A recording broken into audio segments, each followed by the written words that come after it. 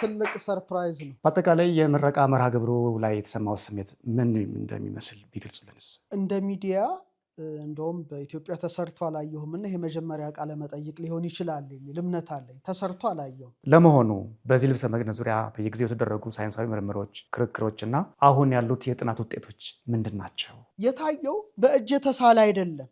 እውነተኛ የሰው አካል በጨርቁ ላይ ያረፈበት አሻራ ሆኖ ነው የወጣው። መጽሐፉ የተመረቀው ሚያዝያ 18 ቀን 2018 ዓ.ም ከቀኑ 8 ሰዓት ጀምሮ ምክንያት ምን ይሆን? 6 ቢሊዮን ፊደል የሞላው ዲኤንኤ አለ። አንድ ፊደል ጎደለ ማለት ሰው በዊልቸር ሊሄድ ይችላል ማለት ነው። ፊደል ነን፣ ቁጥር ነን ማለት ነው። ሁሉም ነገር ስትራክቸር ነው። በእርስዎ አገላለጥ ከዚህ ሁሉ ሳይንሳዊ ጥረትና ድካም፣ ከዚህ ሁሉ ግኝት ኦርቶዶክሳውያን ምዕመናን ምን እንማር? 8ኛዋ ፊደል ምንድናት? ሀ ናት።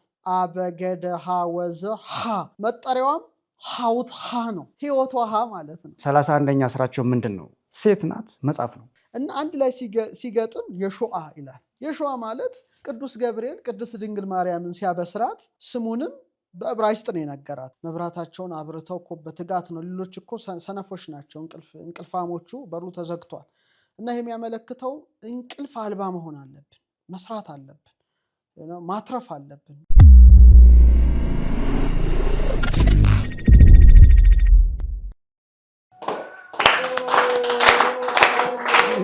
እንኳን ተወለዱ መጋቤ ሐዲስ ዶክተር ሮዳስ።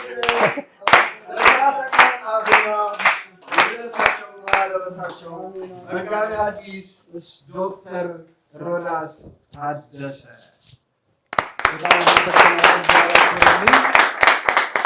ትልቅ ሰርፕራይዝ ነው። መጽሐፉ ሲመረቅ ባለፈ ሚያዝያ 18 ቀን 2018 ዓ.ም ሚያዝያ 22 ልደቱ መሆኑን ተናግረው ነበርና ቋንቋ አይነሽ ሚዲያ አጠቃላይ ቤተሰቡና ባለቤቱ ለምን ሰርፕራይዝ አናደርጋቸውም ተባብለን እንዲህ ባለ መልኩ ሰርፕራይዝ አድርገናል።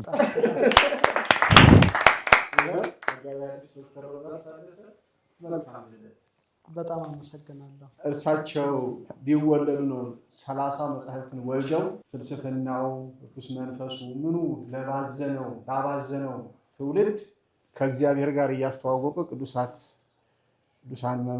የተቀደሱ እነዚህ ከእግዚአብሔር ጋር የሚያገናኙ መጽሐፍትን 30 መጽሐፍትን የጻፉት ስለተወለዱልን እንኳን ተወለዱልን። በዚሁ አጋጣሚ 30ኛ መጽሐፌም መልክዓ ስዕል ንባቡና ትርጓሜው ለመጀመሪያ ጊዜ የተበሰረው በቋንቋ አይነሽ ሚዲያ ከመምህር ኤፍሬም የሰው ጋር ባደረግነው ቃለ መጠይቅ ነበረ።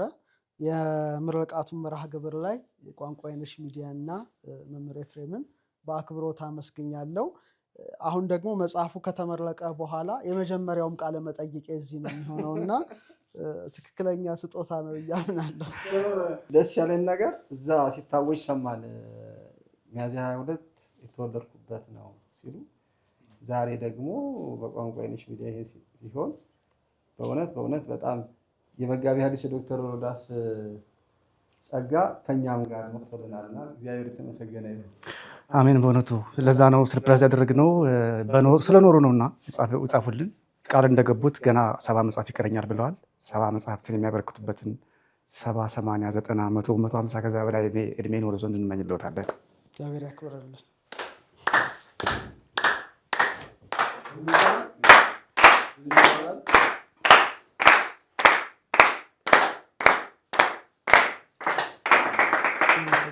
ባለፈው ህዳር ላይ ግብጽ ሄጄ ነበርና 36ኛ ዓመቷን ያከበረችው እመቤታችን ቅድስት ድንግል ማርያም ከስዕሏ ላይ የምትፈሰው ወዟ ነች።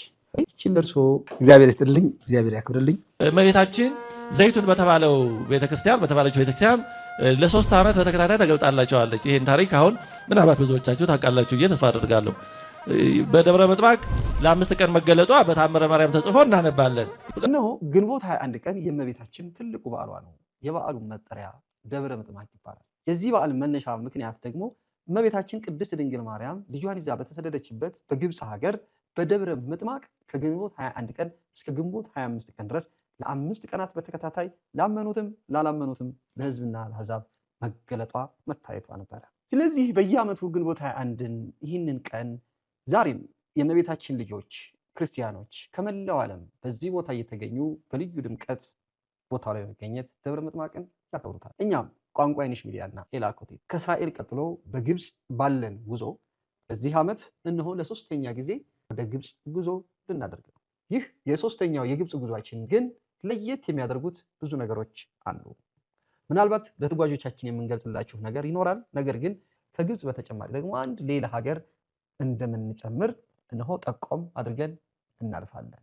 10 ቀናት ለምንቆይባቸው የግብፅ ጉዟችን በርካታ ታሪካዊና መንፈሳዊ ገዳማትን እንጎበኛለን፣ እንሳለማለን፣ እናያለን። ከኛ ጋር በቋንቋ አይነሽ ሚዲያና ኤላ ኮቴት ጋር አብረን በግብፅ ገዳማትና በሌላውም በተጨማሪ አንድ ሀገር ደርሰን የምንመለስ ከወዲሁ ጊዜውንና ቦታውን ልትጠቀሙበት እንዳያልፋችሁ ጊዜውንም ቦታውንም ተጠቀሙበት። ልዩነታችን መንፈሳዊነታችን። ቋንቋ አይነሽ ሚዲያና ኤላ ኮቴት ዓለም አቀፍ የጉዞ ኤጀንት። ክርስቶስ ተንሥአ እሙታን በአብይ ኃይሎ ስልጣን አሰሮ ለሰይጣን ጋዞ ለአዳም ሰላም ይእዜሰ ኮነ። ፍስሐ ወሰላም። ሰላም እግዚአብሔር ከሁላችን ጋር ይሁን። የተወደዳችሁ የክርስቶስ ቤተሰቦች፣ የቋንቋ አይነሽ ሚዲያ ተከታታዮች፣ የጠቢበ ጠቢባን አምድ ታዳሚዎች እንደምንሰነበታችሁ።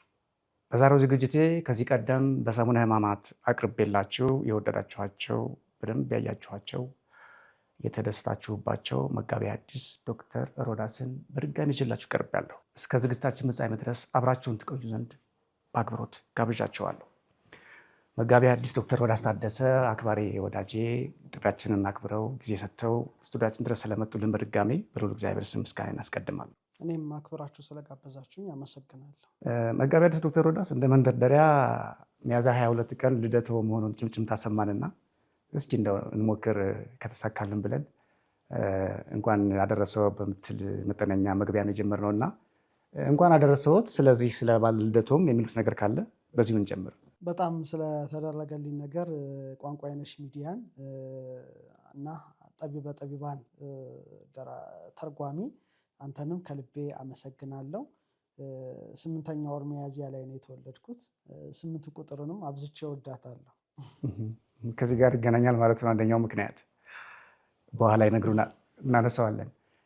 መጋቤ ሐዲስ ዶክተር ሮዳስ ሚያዝያ 18 ቀን 2018 ዓ.ም በ8 ሰዓት 30ኛ መጽሐፎ መልክዓ ስዕል ንባቡና ትርጓሜው ተመርቋል እና በድጋሚ ለመጋበዝ ምክንያት የሚሆነን አንደኛ መጽሐፉ የተመረቀው በቅርብ ስለሆነ፣ ሁለተኛ የመጽሐፉን መታተም ያበሰር ነው፣ ምረቃውንም ቀድመን ያወጅ ነው እኛው ስለሆንን ከኛ ውጭ ሌላ ሰው እንዳይቀድመን ብዬ ነው አጣድፌ ያመጣሁትና በአጠቃላይ የምረቃ መርሃ ግብሩ ላይ የተሰማው ስሜት ምን እንደሚመስል ቢገልጹልንስ? መልካም። መርሃ ግብሩ የተደረገው በዮድ አቢሲኒያ ቴዎድሮስ አደባባይ ፊት ለፊት በሚገኘው የባህል ምግብ አዳራሽ ነው። በጣም እንዳየው በጣም በርካታ አክባሪዎቼ ተገኝተው ነበር። እንደሚታወቀው ብዙ ጊዜ የመጻሕፍት ምርቃት ሰው የማግኘት እድል በጣም የተመናመነ ነው። አሁን ግን በጣም ብዙ ለውጦች እንዳሉ እያየሁ ነው እና በጣም በርካታ ታዋቂ አዋቂ ሰዎች ነበሩበት፣ የታደሙበት ነበረ። የመድረኩም ድባብ መልካም እንደነበረ ሁላችንም አይተናል። ምክንያቱም ዘመናዊ ቴክኖሎጂዎችን ተጠቅመናል። በተለይ ፉል ስክሪን ነበረ። ላንድስኬፕ እና ፖርትሬት አድርገን የተለያዩ ስለ ቅዱሳት ስዕላት ክብር የሚገልጡ ቪዲዮዎችን ባክግራውንድ ላይ እያጫወትን ስለነበረ ተመልካቾቹ ወይም በዕለቱ የተገኙት እንግዶቼ ያንንም እያዩ አይናቸው እያየ ጆሯቸው ደግሞ ከመድረኩ የሚተላለፈውን መልእክት እያደመጠ በመሆኑ የመሰላቸት ሁኔታ አልነበረም። የጋበዝኳቸውም የክብር እንግዶቼ በተለይ ስለ መጽሐፉ ዳሰሳ ያቀረቡት ፕሮፌሰር አባ ኃይለ ገብርኤል የቅድስት ሥላሴ መንፈሳዊ ኮሌጅ ምክትል አካዳሚክ ፕሬዚደንት በጣም የሚገርም ስለ ቅዱሳት ስዕላት የሰማይ መስኮትነታቸውን ጭምር ከጥንት ሊቃውንት እያጣቀሱ ያቀረቡት በጣም አስደናቂና ብዙዎችን እጃቸውን በአፋቸው ላይ ያስጫነ ነበረ። ብዙም ትምህርት ተምረንበታል። ረዳት ፕሮፌሰር ዳንኤል ሰይፈ ሚካኤልም ደግሞ በተለይ መጽሐፉ አጠቃላይ ዳሰሳ አድርጎ ቅዱሳት ስዕላት በመጽሐፍ ቅዱስ ላይ ስላላቸው ሀሳብ አጠቃላይ ምዕራፍ 1-2 ላይ የዳሰስኩትን በስፋት አንስቶ በጣም ጠቃሚ መልእክቶችን ለታዳሚያን በዕለቱ መምህር አቅርበዋል። ሌላው ዶክተር ወዳጄነህም ምርጥ ንግግር ነው ያደረጉት። በተለይ ከኔ ጋር የተያዙ ህዝቡም ሊሰማቸው የሚገባቸው ነገሮችን በአግባቡ አቅርበዋል። የሰዋስወ ብርሃን ቅዱስ ጳውሎስ መንፈሳዊ ኮሌጅ የትርጓሜ ሐዲሳት መምህር የነበሩትም መጋቤ ሐዲስ የኔታ እሸቱ ያው እሳቸው አውደ ምሕረት ላይ ቢቆሙ የተለያዩ ህዝባዊ መድረክ ላይ ቢቆሙ ዶክተር ወዳጄነ እንዳለው አፈወርቅ እንዳላቸው በጣም በጣም ጠቃሚ የሆነ ትውልዱን የሚዋጅ መንፈሳዊ መልእክት አቅርበዋል። ስለ መጽሐፉንም ጨምረው መጨረሻም ያው እኔ ተገኝቼ ያው በመድረኩ ላይ ስለ መጽሐፉ በተለይ ስለ ጌታ ስዕላት ስለ ቅድስት ድንግል ማርያም 245 ስዕላት ውስጥ መጽሐፍ ውስጥ የተካተቱትን ጨምሮ ዳስሼ እንግዲህ መጽሐፉ 8 የክብር እንግዶች መድረክ ላይ ወጥተው ያው በአግባቡ ተበስሯልና እጅግ በጣም ደስተኛ ነኝ። ለኔ 30ኛ መጽሐፍ ማለት ያው በጠቢባን የትርጉም ስራ ታውቀዋለህ እንደ ልጅ ነው መጽሐፍ የሚታየው። ምክንያቱም ለዚህ ነው ሊቃውንታው በምስጢረ ሥላሴ እሳቤ ድርሰትን ሲገልጡ ለምሳሌ ከመልደተ ቃል ወጻተ እስትንፋስ እምልብ ከማሁ ልደቱ ለወልድ ወጻቱ ለመንፈስ ቅዱስ እምአብ ርቶ ሃይማኖት ነው። ከልብ ቃል ይወለዳል፣ ከልብ እስትንፋስ ይወጣል። ለምሳሌ አካላዊ ልብ አካላዊ ቃል ወልድን ወለደው እንላለን። መንፈስ ቅዱስን ግን ወለደው አንልም፣ አሰረጸው ነው፣ ስርጸት ነው የሚነገረው። ለወልድ ግን ልደት ነው የሚነገረው። ምክንያቱም ከልብ ቃል ነው የሚወለደው። ለምሳሌ አንድ ደራሲ በልቡ አንድ ነገር ያወጣል ያወርዳል፣ ኋላ ወረቀት አምጥቶ እስክሪብቶን አምጥቶ ይጽፈዋል፣ በቃል ደረጃ ይወልደዋል ማለት ነው። ያ ድርሰቱ ምን ተባለ? ልብ ወለድ ተባለ። ልብ ወለድ ማለት ልብ ቃልን አግዝፎ አሳየ ማለት ነው። ስለዚህ ነው ልጅ የሚባለው መጽሐፍ እና እንደ 30 ልጄ ስለሆነ በጣም በርካታ አክባሪዎቼ በተገኙበት ተመርቋል። እኔ በጣም ደስተኛ ነኝ። ለወደፊቶቹ ቀጣይ ስራዎቼ የበለጠ እንድጠነክር እና ጊዜውን በጣም እንድሮጥበት የሚያደርግ ኃይል ነው በዕለቱ ያገኘሁት የሚል እምነት አለኝ። ግሩም፣ በእውነት እድሜ ይስጥልን። ከዚህ በላይ የሚደሰቱበትን እድሜና ጤና ያደልልን እግዚአብሔር። ክቡራን ተመልካቾቻችን መጽሐፉ የተመረቀበት ቀን ዓመተ ምሕረትና ሰዓት ልዩ ምስጢር አለው። እስከ መጨረሻ ከቆያችሁ ምስጢሩን ትሰማላችሁ። አሁን ግን ወደ ሌሎች ጉዳዮች ልውሰዳችሁ። መጋቤ ሐዲስ ዶክተር ሮዳስ ታደሰ በዚህ በደስታና በሐሴት ብስራት የምወስደው ወደ ዕለቱ አጀንዳዎች ነው። በዚህ መርሃ ግብር ለተመልካቾቻችን ያቀርቡልኝ ዘንድ የፈለኳቸው በርካታ ቁም ነገሮች አሉ። ከነዚህ ዋና ዋናዎቹን ነው የምጠይቀውት። የመጀመሪያውና አብይ ርዕስ ነው ብዬ የወሰድኩት በመጽሐፎ ሰላም ለስዕልኪ ወለስለወልኪ በመትሎ እንተነገደ ወሆረ መንገላ ቃሪዎስ ሃሎ የሚለውን የመልክዓ ስዕል መነሻ አድርገው ከዛ ዘይተገብሩ በይደሰብ ብለው የጠቀሷቸው ስዕላት አሉ በዚሁ ድርሰት መነሻነት። ከነዚህ ስዕላት መካከል የንጉሥ አቃሪዎስ ወይም የአምስተኛ አብጋር አንደኛው ነው ለሱ የተላከው ስዕል ጌታችን የላከው። ሌላው ደግሞ የቬሮኒካ ስዕል ሌላው ነው ጌታችን ኢየሱስ ክርስቶስ ፊቱን አትሞ የሰጣት ማለት ነው። እሱም በሰው እጅ ያልተሰራ ይባላል። ከነዚህ በተለየ ሁኔታ ይበልጥ ጥናታዊ ይዘት ስላለው ጉዳዩ ትኩረት ሰጥተው እንዲያስረዱ ነው የፈለግኩት። ልብሰ መግነዝ የተሰኘው አንደኛው በሰው እጅ ያልተሰራ የተባለ ስዕል ነውና ይሄ ልብሰ መግነዝ ብዙ ታምራት ተፈጽሞበታል። በርካታ ሳይንቲስቶች፣ ምሁራን ምርምር አድርገውበታል። እጅግ ብዙ ድንቅ ነገር ተነግሮለታል እና እኔ እንዲያውም መረጃ ላሰባስብ ብዬ ጠቅላላ እውቀት እንዲኖረኝ አያልቅም፣ ተቆጥሮ አያልቅም በዚህ ጉዳይ የተሰራው ጥናትና እስኪ ስለዚህ ስለ ልብሰ መግነዙ አጠቃላይ ታሪካዊ ዳራ እንደ መንደርደሪያ ትምህርታዊ መግቢያ ቢሰጡን። እንደ ሚዲያ እንደውም በኢትዮጵያ ተሰርቶ አላየሁም እና ይሄ መጀመሪያ ቃለ መጠይቅ ሊሆን ይችላል የሚል እምነት አለኝ። ተሰርቶ አላየሁም፣ እኔ ጽፌበታለሁ 37 አልፋ 73 ላይ አዲስ ግኝት፣ እንደገና ደግሞ መልክዓ ስዕል ላይ አካትቸዋለሁ ይሄን የልብሰ መግነዙን ወይም ሽራውድ ኦፍ ቱሪን። እንደ ሚዲያ ግን አላየሁም በቪዲዮ ተላልፎ እና ይሄ በጣም ለአንተም ለእኔም ጥሩና ታሪክ አስቀምጠን የምናልፍበት አንድ ቃለ መጠይቅ እንደሆነ አምናለሁ። እንግዲህ ቅድም እንደጠቀስካቸው ዘይተገብሩ በእደሰብ በሰው እጅ ያልተሳሉ ከሚባሉ ስዕላት መካከል ያው የአብጋር ጉዳይ አለ ወይም የአቃሪዎስ ጉዳይ አለ። እሱም መጽሐፉ ላይ በስፋት ተካቷል። ሁለተኛው 6ኛው ፍኖተ መስቀል ላይ ቬሮኒካ። ይሄ እንግዲህ ከስቅለት በፊት ያለውን ነገር ነው። ከስቅለት በኋላ ግን ስንመለከተው የምናገኘው ይሄኛው ነው፣ ልብሰ መግነዙን ነው። እንግዲህ በቅዱስ ወንጌል ላይ እንደተጻፈው በተለይ ዮሐንስ ወንጌል ምዕራፍ 20 ጀምረን ከቁጥር 5 እስከ 6 ማየት እንችላለን። በተለይ ስለ ልብሰ መግነዙ በስፋት ያወራል።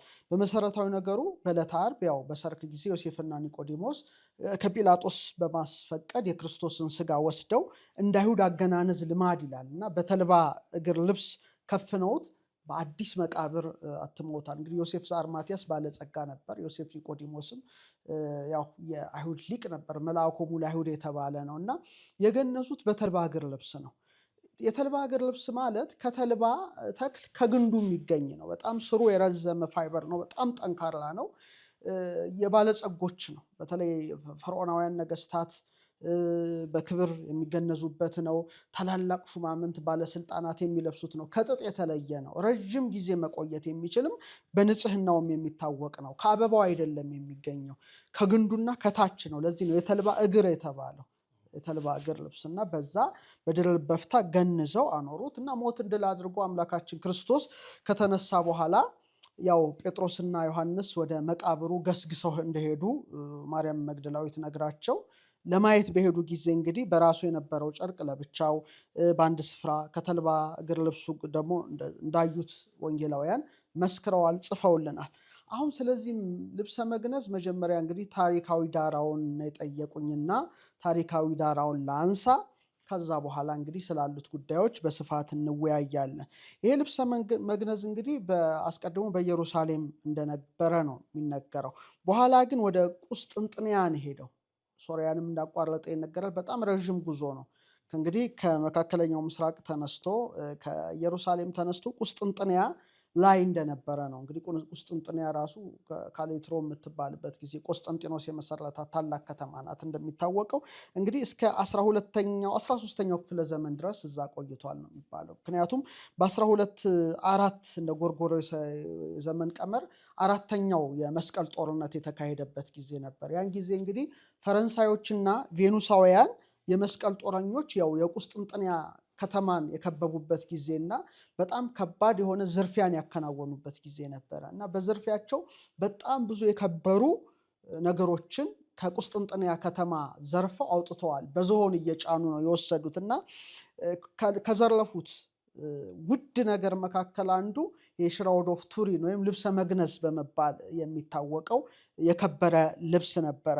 እንደውም ልክ ጦርነቱ በተደረገበት ቀጣይ ዓመት ላይ ማለትም ከአንድ ዓመት በኋላ ቴዎዶር ዱካስ አንግሎስ ለሊቀ ጳጳስ ኢኖሰንት ሶስተኛ የጻፈውን ደብዳቤ መልክዓ ስዕል ንባቡና ትርጓሜ ላይ አስቀምጨዋለሁ። ምን ይላል? ቬኑሳውያን ይላል በቁስጥንጥንያን ከተማ በከበቡ ጊዜ የወርቅ የብርን እና ሌሎችን ሀብት እንደተከፋፈሉ ይገልጣል። ፈረንሳዮች ግን አለ ብዙ ንዋያተ ቅድሳትን ጨምሮ በተለይ ደግሞ ጌታችን ኢየሱስ ክርስቶስ ከሞቱ በኋላና ከትንሣኤው በፊት ተገንዞበት የነበረውን የተልባ እግር ልብስ ወሰዱ ብሎ ጽፎለት አንድ ማስረጃ ተገኝቷል። ይሄ ማለት በጣም ትልቅ አስረጅ ነው። ስለዚህ እንግዲህ ከኢየሩሳሌም ተነስቶ ቁስጥንጥንያ ገባ። ከቁስጥንጥንያ ደግሞ ወደ አውሮፓ ተሻገረ ማለት ነው። ይሄንን ያነሳውበት ምክንያት በኋላ ለምናነሳቸው ሰፊ ውይይቶች መንደርደሪያ ይሆነናል ብዬ አስባለሁ። ሌላው ብዙ ንዋያተ ቅድሳት የከበሩ ነገሮች እንግዲህ መስቀል ጦርነት ያው ታሪኩ የምናውቀው ስለሆነ በቬኒስ ነበሩ፣ በፈረንሳይ ተጠብቀው ነበሩና በተለይ ደግሞ በ1207 ዓመተ ምህረት ላይ የካሶላ በምኔትና በተለይ የአቴንስ የጳጳሱ ተወካይ የነበሩት ኒኮላስ ዲ ኦራርቴ ከቁስጥንጥንያ ያው በፈረንሳይ የመስቀል ጦረኞች ስለተወሰዱት የከበሩ ንዋያት በዘረዘሩበት ክፍል ላይ ምን ይላሉ? ልብሰ መግነዙን ጠቅሰው በአቴንስ አየናቸው ብለው ጽፈዋል። በአቴንስ አየናቸው ንዋያተ ቅድሳቱን ጨምሮ የጌታን ልብሰ መግነዝ ብለዋል። ስለዚህ ይሄ እንግዲህ ታሪካዊ ፍሰቱ ነው ይሄ ልብሰ መግነዝ። እንግዲህ ከዛ በኋላ እንግዲህ በ1354 እንግዲህ ፈረንሳይ በሊሪ አካባቢ በምትገኝ ትንሽ ቤተክርስቲያን ውስጥ ሊቀመጥ ቻለ። በኋላ እንግዲህ በ1453 ዓመተ ምህረት ላይ በተለይ ሽራውዱ ይሄ ልብሰ መግነዙ ወይም መከፈኛ ልብሱ ለላቮይም በሚባል ንጉሳዊ ቤተሰብ ተሰጠ። ይሄ እንግዲህ አንዱ ዳራው ነው። ያ ንጉሳዊ ቤተሰብ እንግዲህ እዛ ቦታ ቢያስቀምጠውም ቅሉ በ1532 ዓመተ ምህረት ይሄ ልብሰ መግነዝ የነበረበት ቤተክርስቲያን የእሳት አደጋ ተነሳ። የእሳት አደጋ ሲነሳ ልብሰ መግነዙን የተወሰነ ክፍሉን ነክቶታል። የተወሰነ ክፍሉ ስለተነካ በኋላ ጥገና ተደርጎበታል። እሱን በኋላ የምናየው ይሆናልና ለምሳሌ የሶስት ማዕዘን ቅርጾች ይታያሉ ልብሰ መግነዙ ላይ። ሌላ ደግሞ የውሃ ምልክት ይታያል። ይሄ ምንድን ነው? እሳቱን ለማጥፋት የነበረ ትግል እንደነበረ ያሳያል። ስለዚህ ይሄ በ1532 ያው ልብሰ መግነዙ የተወሰነ ጉዳት ደርሶበት እንደነበር ማወቅ ያስፈልጋል።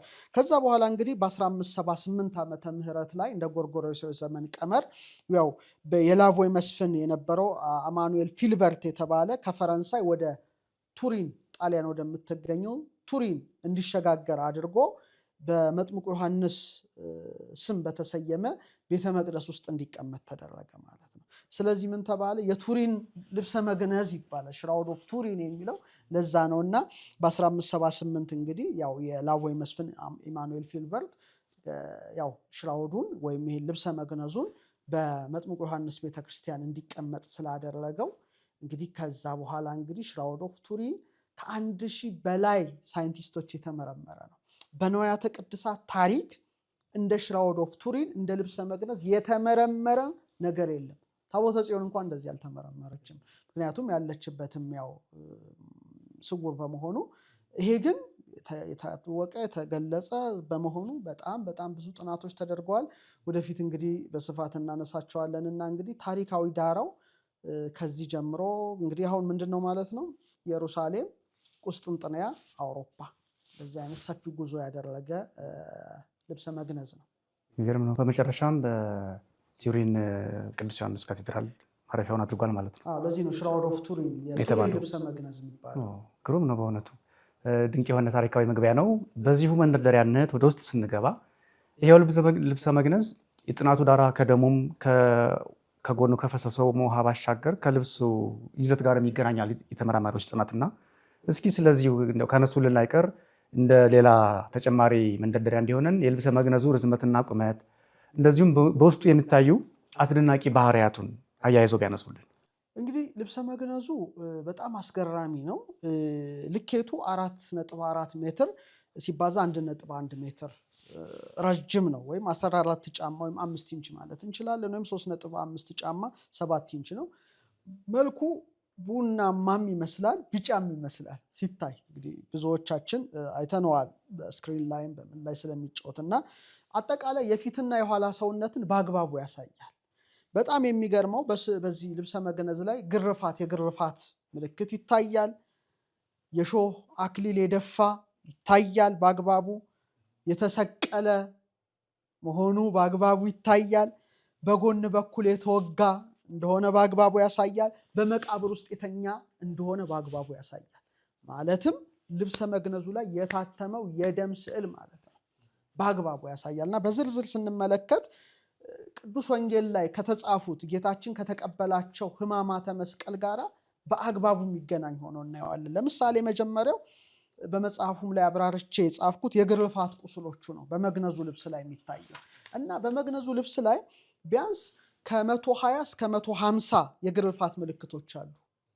ምልክቶቹ ወጥተዋል። እንግዲህ በእኛ በቤተክርስቲያን ትውፊት እንግዲህ ጌታችን ስጋው አልቆ አጥንቱ ውስጡ ነጮ እንደ በረዶ ሆኖ አጥንቱ እስኪቆጠር ድረስ ደርሷል ይላል። እና እዚህ ልብሰ መግነዙ ላይ እንግዲህ የግርፋት ምልክቶች ነው የሚታዩት። የግርፋት ምልክቶቹ ደግሞ በጣም የሚገርመው ከሮማውያን የመግረፊያ ጅራፍ ጋር የሚጣጣሙ ናቸው።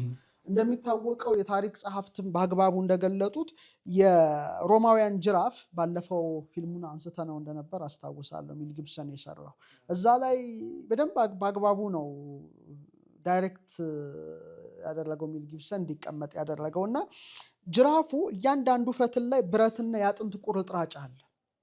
ያ ማለት አንድ ጅራፍ ሲያርፍ ማለት ያ ብረቱና የአጥንት ቁርጥራጩ ስጋን እየላጠ የሚወድቅ ነው። ስለዚህ ያ ልብሰ መግነዝ ላይ እነዛ በጅራፉ ውስጥ የተነበሩት የግርፋት ምልክቶች በሙሉ ታትመው ይገኛሉ። እስከ 150 ምልክት ተገኝቷል። ይሄ እንግዲህ በጣም በጣም አስገራሚ ነው። እና ደግሞ ሲታይ በጥንድ ነው የተደረደሩ፣ ዝም ብሎ አይደሉም። እና የጀርባ ላይ ግርፋት በሙሉ የተገረፈው ግርፋት ላይ ጥንድ ሆኖ በተዘበራረቀ መልኩ ሳይሆን በትክክል ተሰድረው የሚታዩበት በመሆኑ ይህ ልብሰ መግነዝ በጣም በጣም በጣም አስገራሚ አድርጎታል። እንግዲህ ምክንያቱም ያው ሮማውያን ያው ምሰሶን አስይዘው እንደሚታወቀው ጀርባውን ገርፈውታል፣ ከኋላው ገርፈውታል፣ እግሮቹን ሁሉ ገርፈዋቸዋልና በቃ ምልክቱ አጠቃላይ የሚያሳየው ሮማውያን በጊዜው ያደርጉት የነበረው ግርፋት ምን ይመስል እንደነበር ነው ልብሰ መግነዙ ላይ ታትሞ የሚታየው። ሁለተኛው የእሾህ አክሊል ምልክቶች ናቸው። እነዛ በመልክዓ ስዕል ንባቡና ትርጓሜው እንደውም በስፋት የተዳሰሰ ይመስለኛል እና እጅግ በብዙ የሚቆጠሩ የደም ምልክቶች ነው እዛ ላይ የሚታዩት። እንደሚታወቀው ያው በጣም ትልልቅ ኢንች ያላቸው የእሾህ አክሊል ደፍተው ነው እንደገና በዘንግ የመቱት። እንግዲህ በዘንግ ሲመቱት የእሾህ አክሊሉ የበለጠው ወደ ውስጥ ገብቷል፣ ደሙም ከራሱ ላይ በስቶ ፈሷል እና እዚህ ላይ የምናየው በጣም የተበሱ ቁስሎች ምልክት ይታያሉ። በራሱ ላይ በተለይ በጣም ብዙ ምልክቶች ናቸውና ራሱ ጋር ከራስ ጠጉሩ ከግንባሩ ወደ ታች የተንጠባጠቡ ደሞች ናቸው የተገኙት ልብሰ መግነዙ ላይ በደንብ አግባቡ ስናይ። ስለዚህ ራስ ላይ አለ፣ እዚች ጋር አለ፣ ግንባር ላይ አለ እና ወደ ታች የወረደ ምልክት አለ ፊት ላይም ጨምሮ። ስለዚህ ሁለተኛውና በጣም አስገራሚው ነገር በራሱ ላይ በተቀዳጀው የእሾህ አክሊል የፈሰሱ የደም ምልክቶች ሽራውዱ ላይ ወይም ልብሰ መግነዙ ላይ መገኘታቸው እጅግ ልዩ አድርጎታል። ሶስተኛው እዚህ ልብሰ መግነዝ ላይ የተገኘው በጣም አስገራሚው ነገር የእጅና የእግር የችንካር ቁስሎች ናቸው። ይህ ደግሞ እንደገና ሌላ ትልቅ ነገር ነው። እንግዲህ እዚህ ጋ ምልክቶቹ ይታያሉ። እንግዲህ አንድ በእስራኤል ልማድ የአገናነስ ስርዓት አለ። መግነዙ ላይ ሲታተም ምልክቶቹ አሉ፣ የችንካሩ ምልክቶች ማለት ነው። ይሄ እንግዲህ የችንካር ቁስሎች ልብሰ መግነዙ ላይ በደም ታትመው የተገኙ ናቸው። ለዚህ ነው እንግዲህ ዘኢተገብረ በእደ ሰብ በሰው እጅ አልተሰራ ተብሎ እንዲቆጠር ያደረገው። ሌላው በጣም አስገራሚው ነገር የጎን መወጋት ምልክት አለ። መልክዓ ስዕል ንባቡና ትርጓሜው ሲመረቅ ስዕሉን አሳይቻለሁ ሰፊው ስክሪን ላይ ፍሬም እንደው ወደ 4 ሴንቲሜትር ርዝመት ያለው ነው ምልክቱ ያለው። እንግዲህ በዮሐንስ ወንጌል ምዕራፍ 19 ቁጥር 34 ላይ አንድ ወታደር መጥቶ አለን የለን ለማለት ለማረጋገጥ በተሳለ ጦር ቀኝ ጎኑን በወጋው ጊዜ ለንጊኖስ እንደ ለፊደል ሆኖ ትኩስ ደምና ንጹህ ፈሷልና 4 ሴንቲሜትር ምልክት ያሳያል። ጦሩ የገባበት ምልክት ያሳያልና ይሄ እንግዲህ በቅዱስ ወንጌል ላይ ከተገለጡት ምልክቶች ትልቁና በጣም ዋነኛው ነገር እዛ ልብሰ መግነዝ ላይ መታተሙ እጅግ አስገራሚ አድርጎታል። አምስተኛው በጣም አስደናቂ ነገሩ ያልተሰበረ አጥንት ምልክት ልብሰ መግነዙ ላይ መገኘቱ ነው። እንደሚታወቀው የሁለቱ ወንበዴዎች አጥንት እንደተሰበረ በቅዱስ ወንጌል ተጽፎ እናነባለን። የጌታ ግን አልነበረም። ስለዚህ ልብሰ መግነዙ ውስጥ ምንም አይነት የተሰበረ እግር ወይም የተሰበረ አጥንት ይገርማል። የተሰበሩ አጽማው ተብሎም ስለተነገረ እና ይሄ እንግዲህ የጌታችን እግሮች እንዳልተሰበሩ ጭኖቹ እንዳልተሰበሩ ወንጌላውያን ከጻፉልን እውነት ጋር የሚዛመደው ነው ተገኝቷል ማለት ነው። ስድስተኛው እኔ ቤቴ ያለ የሽራውድ ኦፍ ቱሪን እና ፊቱ ላይ በደንብ ስንመለከት የነበረውን ድብደባ በደንብ ያሳያል። በተለይ ቀኝ ጉንጩ፣ አይኖቹ፣ ግንባሩ ላይ ያሉት የቁስሎቹ ምልክት ከፍተኛ የሆነ በጥፊ መመታት በቡጢ መመታትን ያሳያል ማለት ነው እና በጣም እና ምልክቶቹ የቁስሎቹ ምልክቶች ይታያሉ። ያው ጌታን በጥፊ መተውታል፣ ፊቱን ደብድበውታል፣ ምራቃቸውን ጢቅ ብለውበታል፣ የክብር ባለቤት እና ያ ምልክቶች በሙሉ እዚህ ልብሰ መግነዝ ላይ የሚታዩ ናቸው። በደም የተሳለ ስዕል ውስጥ የሚታዩ ናቸው።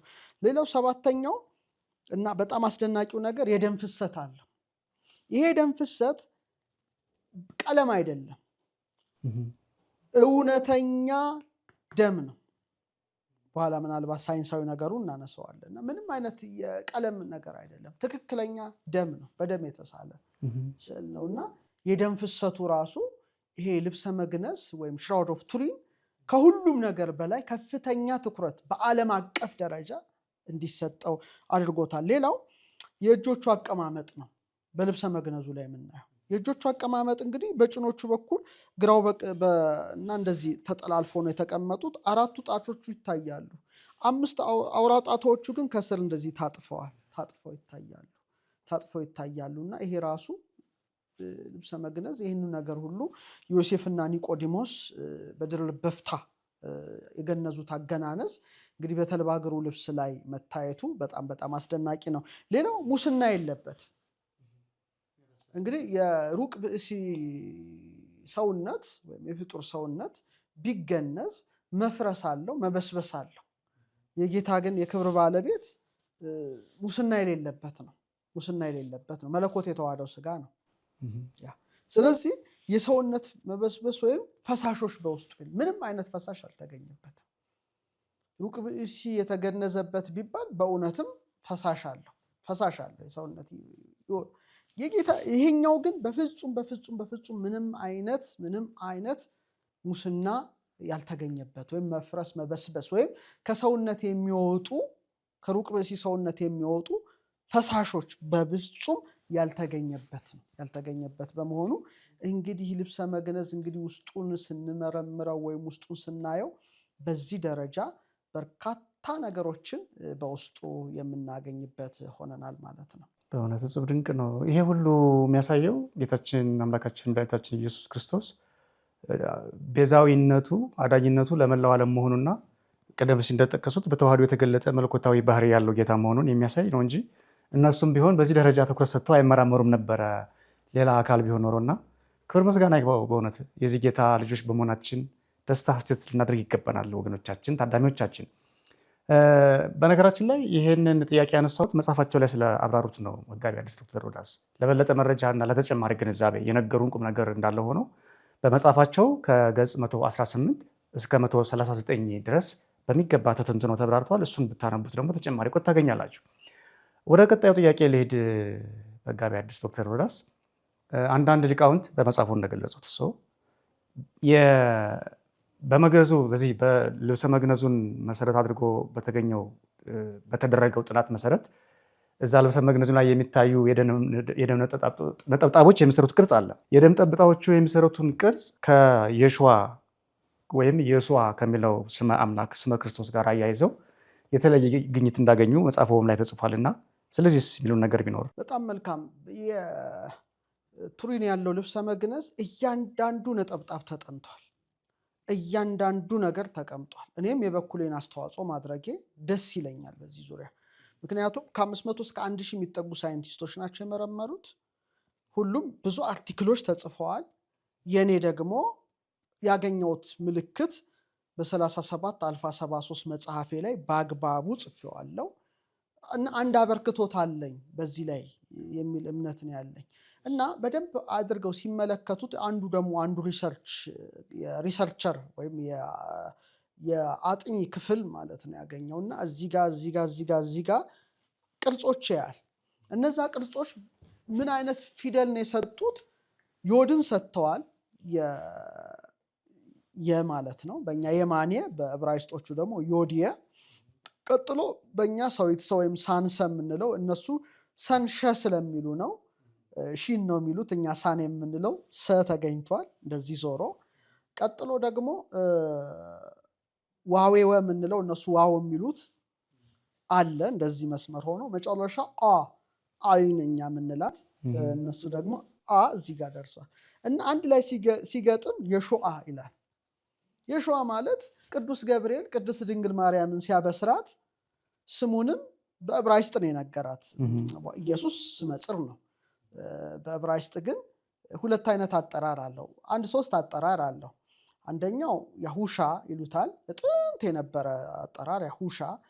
አሁን ያን ደግሞ በአረማይክ በሚነገርበት ጊዜ የሹዋ ይባላል። የሱዋ ነው። እኛ ሸ ስለሚሉ ነው በእነሱ መጥራት የፈለኩት ይላልን። አንድ ላይ ሲያደርጉት የሸዋ የሚል ቃል ሰጥቷልና ስሙንም የሸዋ ትይዋለሽ። አሁን ጽራውያን ሳንሰ የላቸው አዲስ ኪዳን ሲጻፍ ይሄኛው ሰ የላቸውም። ሻዳይ ሲሉ በዚህ ሰ ነው የሚጽፉት። ይሄ ሰ ስለሌላቸው ሲግማን ተጠቀሙ። እንደገና አይኑ የላቸውም እነሱ። ስለዚህ ኦሚክሮ መጨረሻ ላይ ሁልጊዜ የወንድ ስም ሲሆን ደብል ሰ ሲግማ ያደርጋሉ። ኢየሱስ አሉ። ለዚህ ነው ቤተክርስቲያን ቀዲሙ ዜናወነ በየውጣ እንተ ይእቲ ቀዳሜ ስሙ ለመድኃኒነ፣ መድኃኒታችን የመጀመሪያ ስሙን በየነገረን የውጣ በየነገረን የሚሉት በዮድ ፊደል ማለት ነው። ለምሳሌ ሙሴ ቁጥቋጦ መካከል ስሙን ጠይቆታል። ስሙን ሲጠይቀው በእኛ አህያ ሸራሃያ የምንለውን በዕብራይስጥ ግን ኤሄዬ አሼር ኤሄዬ ይለዋል። እኔ ነኝ ማለት ነው። አነ ውእቱ አነ እኔ ነኝ ይለዋል። ማላከኝ ሲላቸው ነው ስሙን ምን ይለዋል? አጠራሩ ቫውል ስለሌለው በጣም ከባድ ነው አሁን ለማግኘት። ያህዌህ ይሉታል፣ ያህዋህ ይሉታል። ያው እንትን ነው የእሱ ስም ነው። ከጊዜ በላይ ከሁሉም ነገር በላይ የሆነ ስሙን ነው የነገረው። ለዚህ ነው ሃሌሉ ብሎ ያ ይላል። ያህ ማለት ነው። ሃሌሉ ያህ። ሃሌሉ ማለት ሃሌል ማለት በዕብራይስጥ ግናይ ማለት ነው። ለማ ለያህ እግዚአብሔር። አዎ እንዳሉ የዕብራይስጥ ስሞች ግሪክ ላይ ሲሄዱ ነው ስ የሆኑት እንጂ ኤልያሁ፣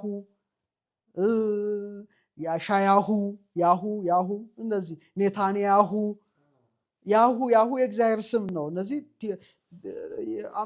አምላክ ስም ቅጥያ የተደረገባቸው ስሞች ናቸው። ጽራውያን ግን ይሄ ነገር ስለሌለ የግዴታ ሰሰሰ ማለት አለባቸው። ኤርምያስ፣ ኢሳያስ፣ ኤልያስ እያሉ ይጠቅሱታል። ኢሳያሱ ሰሰሰ ይሉታል እንጂ የዕብራይስጡ በፍጹም እንደዛ አይደለም። ስለዚህ ስሙን ነው የጠቀሰው፣ ስሙን የተጻፈው እዛ የታተመበትና ደግሞ የሚገርመው ምናልባት ይሄ ከፍ ያለ ነገር ስለሆነ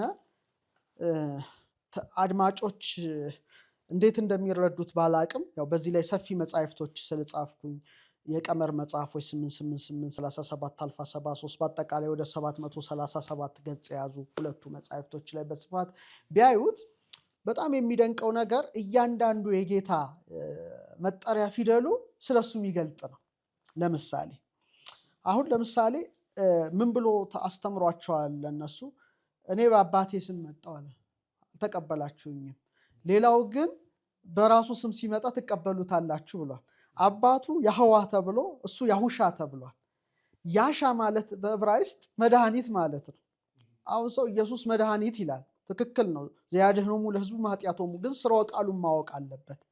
በዕብራይስጥ ያሳ ወይም ሳ ስለምንለው ግን ሻ ነው የሚሉት እነሱ። ሶክን እሾህ እንደምንለው ማለት ነው። ነጋሲን ነጋሽን ሸ እንደምንለው እንደማለት ኪዳነ ወልድ እንዳሉት እና ያሻ ማለት መድኃኒት ማለት ነው። ያሁ የሚለው የመጀመሪያው ቃል ያህዌን ይጠቁማል። ስለዚህ ያህዌ አዳኝ ነው ማለት ነው። ስለዚህ ምን ያመለክታል? ራሱ ኢየሱስ ክርስቶስ ያህዌ እግዚአብሔር መሆኑን ያመለክታል። ስሙ ራሱ ያመለክታል፣ እግዚአብሔር መሆኑን ያመለክታል። ይሄ ነው በቃ በጣም ትልቁ። ለዚህ ነው ከስም ሁሉ በላይ ሆነ ስም ሰጠው የሚለው። ከስም ሁሉ በላይ እና ለዚህ ስም በሰማይ በምድር በታች ያለ ሁሉ ይሰግዳል። ምክንያቱም እግዚአብሔር ራሱ አዳኝ ነው፣ ራሱ የእግዚአብሔር ስም ነው። እና አሁን 4 ፊደሎች ናቸው። ለምሳሌ የሃ ወሰአ የተገኙት። የማለት የተነሳ እጅ ነው፣ የማነ እግዚአብሔር መሆኑን ያመለክታል። ሰ ደግሞ ኤልሻዳይ ሲጻፍ በዚህ ሰ ነው፣ ሸ ስለሚሉት ነው። መለኮታዊ እሳት መሆኑን ያመለክታል።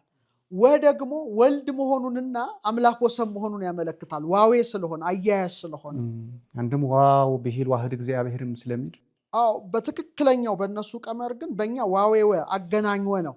በእነሱ ለምሳሌ ሰማየ ወምድረ ሰማይና ምድር አገናኝ አዋሃጅ ናት።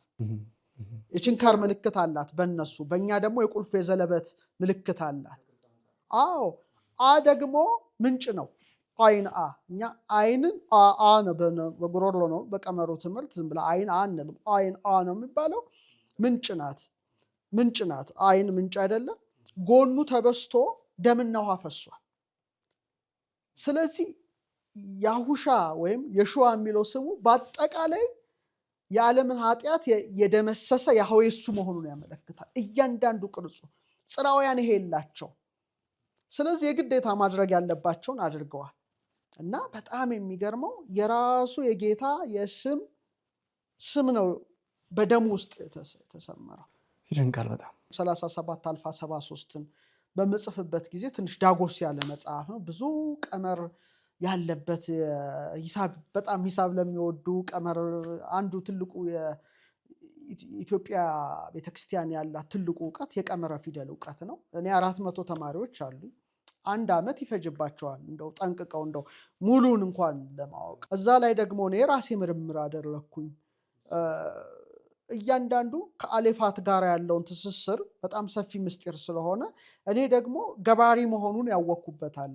37 73 ቁጥር ነው እና እግዚአብሔር ራሱን በፊደል ይገልጣል፣ ራሱን በቁጥር ይገልጣል። አንድም ሶስት ነው ስትል ቁጥር ነው። አብ ወልድ መንፈስ ቅዱስ ሲል በፊደል ይገለጻል፣ በንግግር ይገለጣል። ይህ ብቻ አይደለም። በመጽሐፈ ሄኖክ ምዕራፍ 20 ላይ ልዑል በጌትነት በኖረ ጊዜ ለቅዱሳን የገለጠው የመሐላ ስም የክስቤል የስሙ ቁጥር ይህ ነው ይላል። ቀመር አለው ስሙ ማለት ነው፣ እናውቀዋለን። ስሙ ቤቃ ይባላል ይልና አካ የሚለውን ስም በቅዱስ ሚካኤል እጅ ላይ ጻፈው ይላል። አካ ማለት አልፋና ኦሜጋ ነው። ሚካኤል ስንል ካ አለው መሃል ላይ። መኑ ከመልዑል ነው ትርጉሙ፣ መኑ ከማምላክ ነው። አካ የሚለው ካ አለው። ስለዚህ ይህን ስም መሸከም የሚችለው ሚካኤል ብቻ ነው። ሁለቱም ቀመራቸው 91 ነው። የሰማዩ ስርዓት ያለው ነው። እንደኛ ያለ ዝብርቅርቅ አይነት አይደለም። ሁሉ ተፈጥሮ በጣም እጅግ በሚያስገርም ሁኔታ የተዋቀረች ናት እና ፊደል ገ በቀዳሚ ገብረ ነው የምንለው፣ ገባሪነቱን የሚጠቁም ነው እና ገምል ገም እንለው ማለት ነው። ገምል ስንቀምር ጋሜል ነው፣ ሜም ነው፣ ላሜድ ነው። ወይም ደግሞ በእኛ ገምል ነው፣ ላዊለ ነው፣ ወይም ደግሞ መጨረሻ ላይ ማይመና ላዊለ ነው። አንድ ላይ ስንቀምር 73 የሚለውን የእሱን ቁጥር ይሰጠናል እና የእግዚአብሔር ገባሪነቱን የሚሰራውን ፊደል በደሙ መካከል ተቀርጾ ለመጀመሪያ ጊዜ ያየሁት እኔ ያንን ጽፌ ያለው በዝርዝር ነው የጻፍኩት። ቀመሩንም በደንብ አግባቡ ጽፌ መጽሐፌ ላይ እንግዲህ ፐብሊሽድ አድርጌዋለሁ፣ አሳትሜዋለሁ። ነገ አንዱ ያነሰዋል ማለት ነው። ስለዚህ በጣም የሚገርም ነው እና በደሙ ስሙን ማግኘት፣ በደሙ ነጠብጣብ ምልክት ምን ልንለው እንችላለን? ይሄ ከአይምሮ ነገር በላይ ነው። አይምሮን ሁሉ የሚያልፍ ነገር ነው እና እንግዲህ የሸዋ የሚለው ስሙ ተቀርጿል። ገባሪነቱን የሚገልጥ ደግሞ የፊደሉን እኔ ደግሞ ያየሁትን መጽሐፌ ላይ ከነ ስዕሉ ከነ ፒክቸሩ ለመጀመሪያ ጊዜ ፐብሊሽድ አድርገዋለሁ። ግን በአጠቃላይ ልብሰ መግነዙ ላይ ከ1000 በላይ ሳይንቲስቶች ተሳትፈውበታል። በምድር ላይ እንደዚህ የተጠና ንዋያተ ቅድሳት ማግኘት አትችልም እና ልዩ ያደርገዋልና ስሙን አግኝተናል፣ ስሙን አይተናል ለማለት ነው። ግሩም፣ በእውነቱ ቃለ ሕይወትን ያሰማልን መምህር። ድንቅ ማብራሪያ ነው። ተመልካቾቻችን ይህንኑ ማብራሪያ እንደጠቀሱት በ37 አልፋ 73 መጽሐፋቸውም ታገኙታላችሁ። እዚሁ መልክዓ ስዕል ንባቡና ትርጓሜው ላይም ከገጽ 132 ጀምሮ ተጠቅሷል፣ ተተንትኗል ከነስዕሉ። በዚህ አጋጣሚ መጽሐፉን የገዛችሁ ብታነቡ መልካም ነው። እንዲህ አይነት ምስጢር ታገኙበታላችሁና ከዚሁ ሳንወጣ መጋቢ ሐዲስ ዶክተር ሮዳስ ቀደም ሲል ጠቅሰውታል፣ ምረቃዎትም ላይ አንስተውታል። እንደዚህ ንዋየ ቅድሳት በመላው ዓለም የተጠና ብዙ ምርምር የተደረገበት ምንም አይነት ንዋየ ቅድሳት የለም ብለዋልና እዚሁ ላይ ተጨማሪ ትምህርት እንዲያካፈሉም ፈለግኩ። ይኸው ምንድነው በዚህ ልብሰ መግነዝ ዙሪያ ምንም ብዙ ጥናት ተደረገበት ቢባልም ስምምነቱ ግን አከራካሪ ነው። አንዱ ተቀባይነት ያገኛል፣ ሌላው ተቀባይነት ያጣልና በልብሰ መግነዙ ዙሪያ በርካታ ጥናቶች እንደነበሩና በተለይ በ1988 ይመስለኛል በፈረንጆቹ ባለሳሳት የተደረገው ጥናት ተቀባይነት እንዳልነበረው፣ ከዛ በኋላ ግን ይበልጥ ጥናቱ ዳብሮ በልዩ ልዩ አህጉረ ዓለም የተጠናከረ ጥናት እንደተደረገበትና ማረጋገጫዎች እንደተገኙ ጽፈዋል መጽሐፎች ላይ። ለመሆኑ በዚህ ልብሰ መግነዝ ዙሪያ በየጊዜው የተደረጉ ሳይንሳዊ ምርምሮች፣ ክርክሮች እና አሁን ያሉት የጥናት ውጤቶች ምንድን ናቸው? በእርስዎ ጥናት። ጥሩ እንግዲህ ልብሰ መግነዙ ቅድም የነበረው የታሪክ ፍሰትን አይተናል። በዘመናት በትውልዶች ይነገር የነበረውን አይተናል። እንደ ሳይንስ ምርምር ግን ይሄ በጣም ጎልቶ የታየው በ1898 ላይ ነው። መነሻውን ለማድረግ ነው። በኋላ የካርበን ዴቱን እናየዋለን። በ1898 የመጀመሪያ ፎቶግራፍ ተነሳ። እንግዲህ ያን ጊዜ ፎቶግራፍ አዲስ የነበረበት ጊዜ ነበረ እና ለመጀመሪያ ጊዜ እንግዲህ የተነሳው ፎቶግራፍ ሳይንሳዊ ምርምሮች በልብሰ መግነዙ ላይ እንዲደረጉ ትልቁን በር ወለል አድርጎ የከፈተ ነው ብዬ ይዘዋለሁ። እንግዲህ ግንቦት አካባቢ ነው፣ በ1898 ዓመተ ምህረት ነው እንደ ጎርጎሮሳዊ ዘመን ቀመር በጣሊያን ቱሪን ከተማ ላይ የሽራውዱ እንዲታይ ተደረገ። እንደ ኤግዚቢሽን ማለት ነው፣ ወጥቶ እንዲታይ ለህዝብ ተደረገ። ያን ጊዜ እንግዲህ ሴኮንዶ ፒያ የተባለ ጠበቃም ነው፣ የህግ ሰውም ነው፣ አማተር ፎቶግራፈር ነው እና ፎቶ እንዲያነሳ ተፈቀደለት። ያን ጊዜ ፎቶግራፍ አዲስ ነበረ እና ፎቶግራፉን አነሳ። በኋላ ሴኮንዶ ፒያ ፎቶውን ማጠብ ጀመረ። ፎቶ ማጠብ ነው ምንለው እንግዲህ ፎቶ እና አንስቶ በጨለማ ውስጥ ፊልሙን እንግዲህ ግላስ ፕሌት ኔጌቲቭ አድርጎ ማጠብ ጀመረ። ያን ጊዜ ዴቨሎፕ ሲያደርገው ምስሉን ሲያሳድገው ያየው ነገር ከአእምሮ በላይና የመጀመሪያውን በር የከፈተ ነበረ። እንግዲህ ያው የመግነዙ ልብስ ስናየው የደሙ ምልክቶች አሉ፣ ደብዘዝ ያለ ነው፣ ለመለየት አስቸጋሪ ነው። ግን የሚገርመው ፎቶ ሲያነሳ ባለቀለም ክፍል አለ የሚያነሳው ሌንስ አለ አይደለ? ጥቁሩ ወደ ነጩ የሚቀየርበት ምስሉ ላይ አሁን የሚታየው ግልጽ ህያው የሆነ ስዕል ይዞ ወጣ ማለት ነው። ይሄ ለሱ አስደንጋጭ ነበረ። ሊሆንም አይችልም፣ ያልተለመደ ክስተት ነው እና ህያው ወደሆነ ስዕል አሁን ወደሚታየው አሁን ወጥቶ ወደሚታየው ወጣና በጣም ክርክር ተፈጠረ ማለት ነው። እንዲህ አይነት ክርክር በጊዜው በጣም ከባድ ነው። ምክንያቱም የታየው በእጅ የተሳለ አይደለም፣ እውነተኛ የሰው አካል በጨርቁ ላይ ያረፈበት አሻራ ሆኖ ነው የወጣው። ይህ ማለት ለአንድ የሳይንስ ሰው ከአእምሮ በላይ ነበርና ሰፊ የሆነ ክርክር ተነሳ። እንደውም ጥርጣሬ ሁሉ ነበረ የመጣው። ምንድነው ጥርጣሬው? ፎቶግራፉን ያነሳውን ፎቶግራፍ አጭበርብሮናል፣ ራሱ ቀለም ጨማምሮበት ቀባብቶታል የሚል ውንጀላ ሁሉ በዚህ ፎቶግራፍ ባለሙያ ላይ መጣበት። በጣም ሰፊ ክርክር ነበረ። ይሄ እንግዲህ እስከ 1931 ዓ.ም ቆየ። እንግዲህ 1931 ላይ ጁሴፔ ኤንሪ የሚባል ሰው እንደገና ፎቶ እንዲያነሳ ተፈቅዶለት ሲያነሳ እንዳለ መልሶ ወጣ ማለት ነው። ስለዚህ ያ ነገር መቋጫ አገኘ። አሁን በጣም የሚገርመው በ1970ዎቹ ላይ አካባቢ የተደረጉ ጥናቶች የሴኮንዶ ፒያን ፎቶግራፍ መሰረት በማድረግ ሲያዩት ዴብዝ ኢንፎርሜሽን ያገኙት፣ ጥልቅ የሆነ መረጃ ተገኘ። አሁን ቅድም የዘረዘርኳቸውን ነገሮች ሁሉ በአግባቡ አውጥቶ ማሳየት ቻለ ማለት ነው። ስለዚህ በጨርቁና በሰውነቱ መካከል ርቀት መሰረት ጥንካሬውም በጣም ይለዋወጣልና ኢቭን የስሪዲ ስዕልን ለመስራት አብቅቶታል ማለት ነው። ይሄ በጣም የሚገርም ነው። ስሪዲ አድርጎ በቃ አሳያቸው። ይሄ በጣም ከፍተኛውና በዓለም አቀፍ ደረጃ የሳይንስ እንቆቅልሽ የነበረ ክስተት ነው። እንዴት ሊሆን ቻለ? ይሄ በጣም አስገራሚ ነገር ሆነ።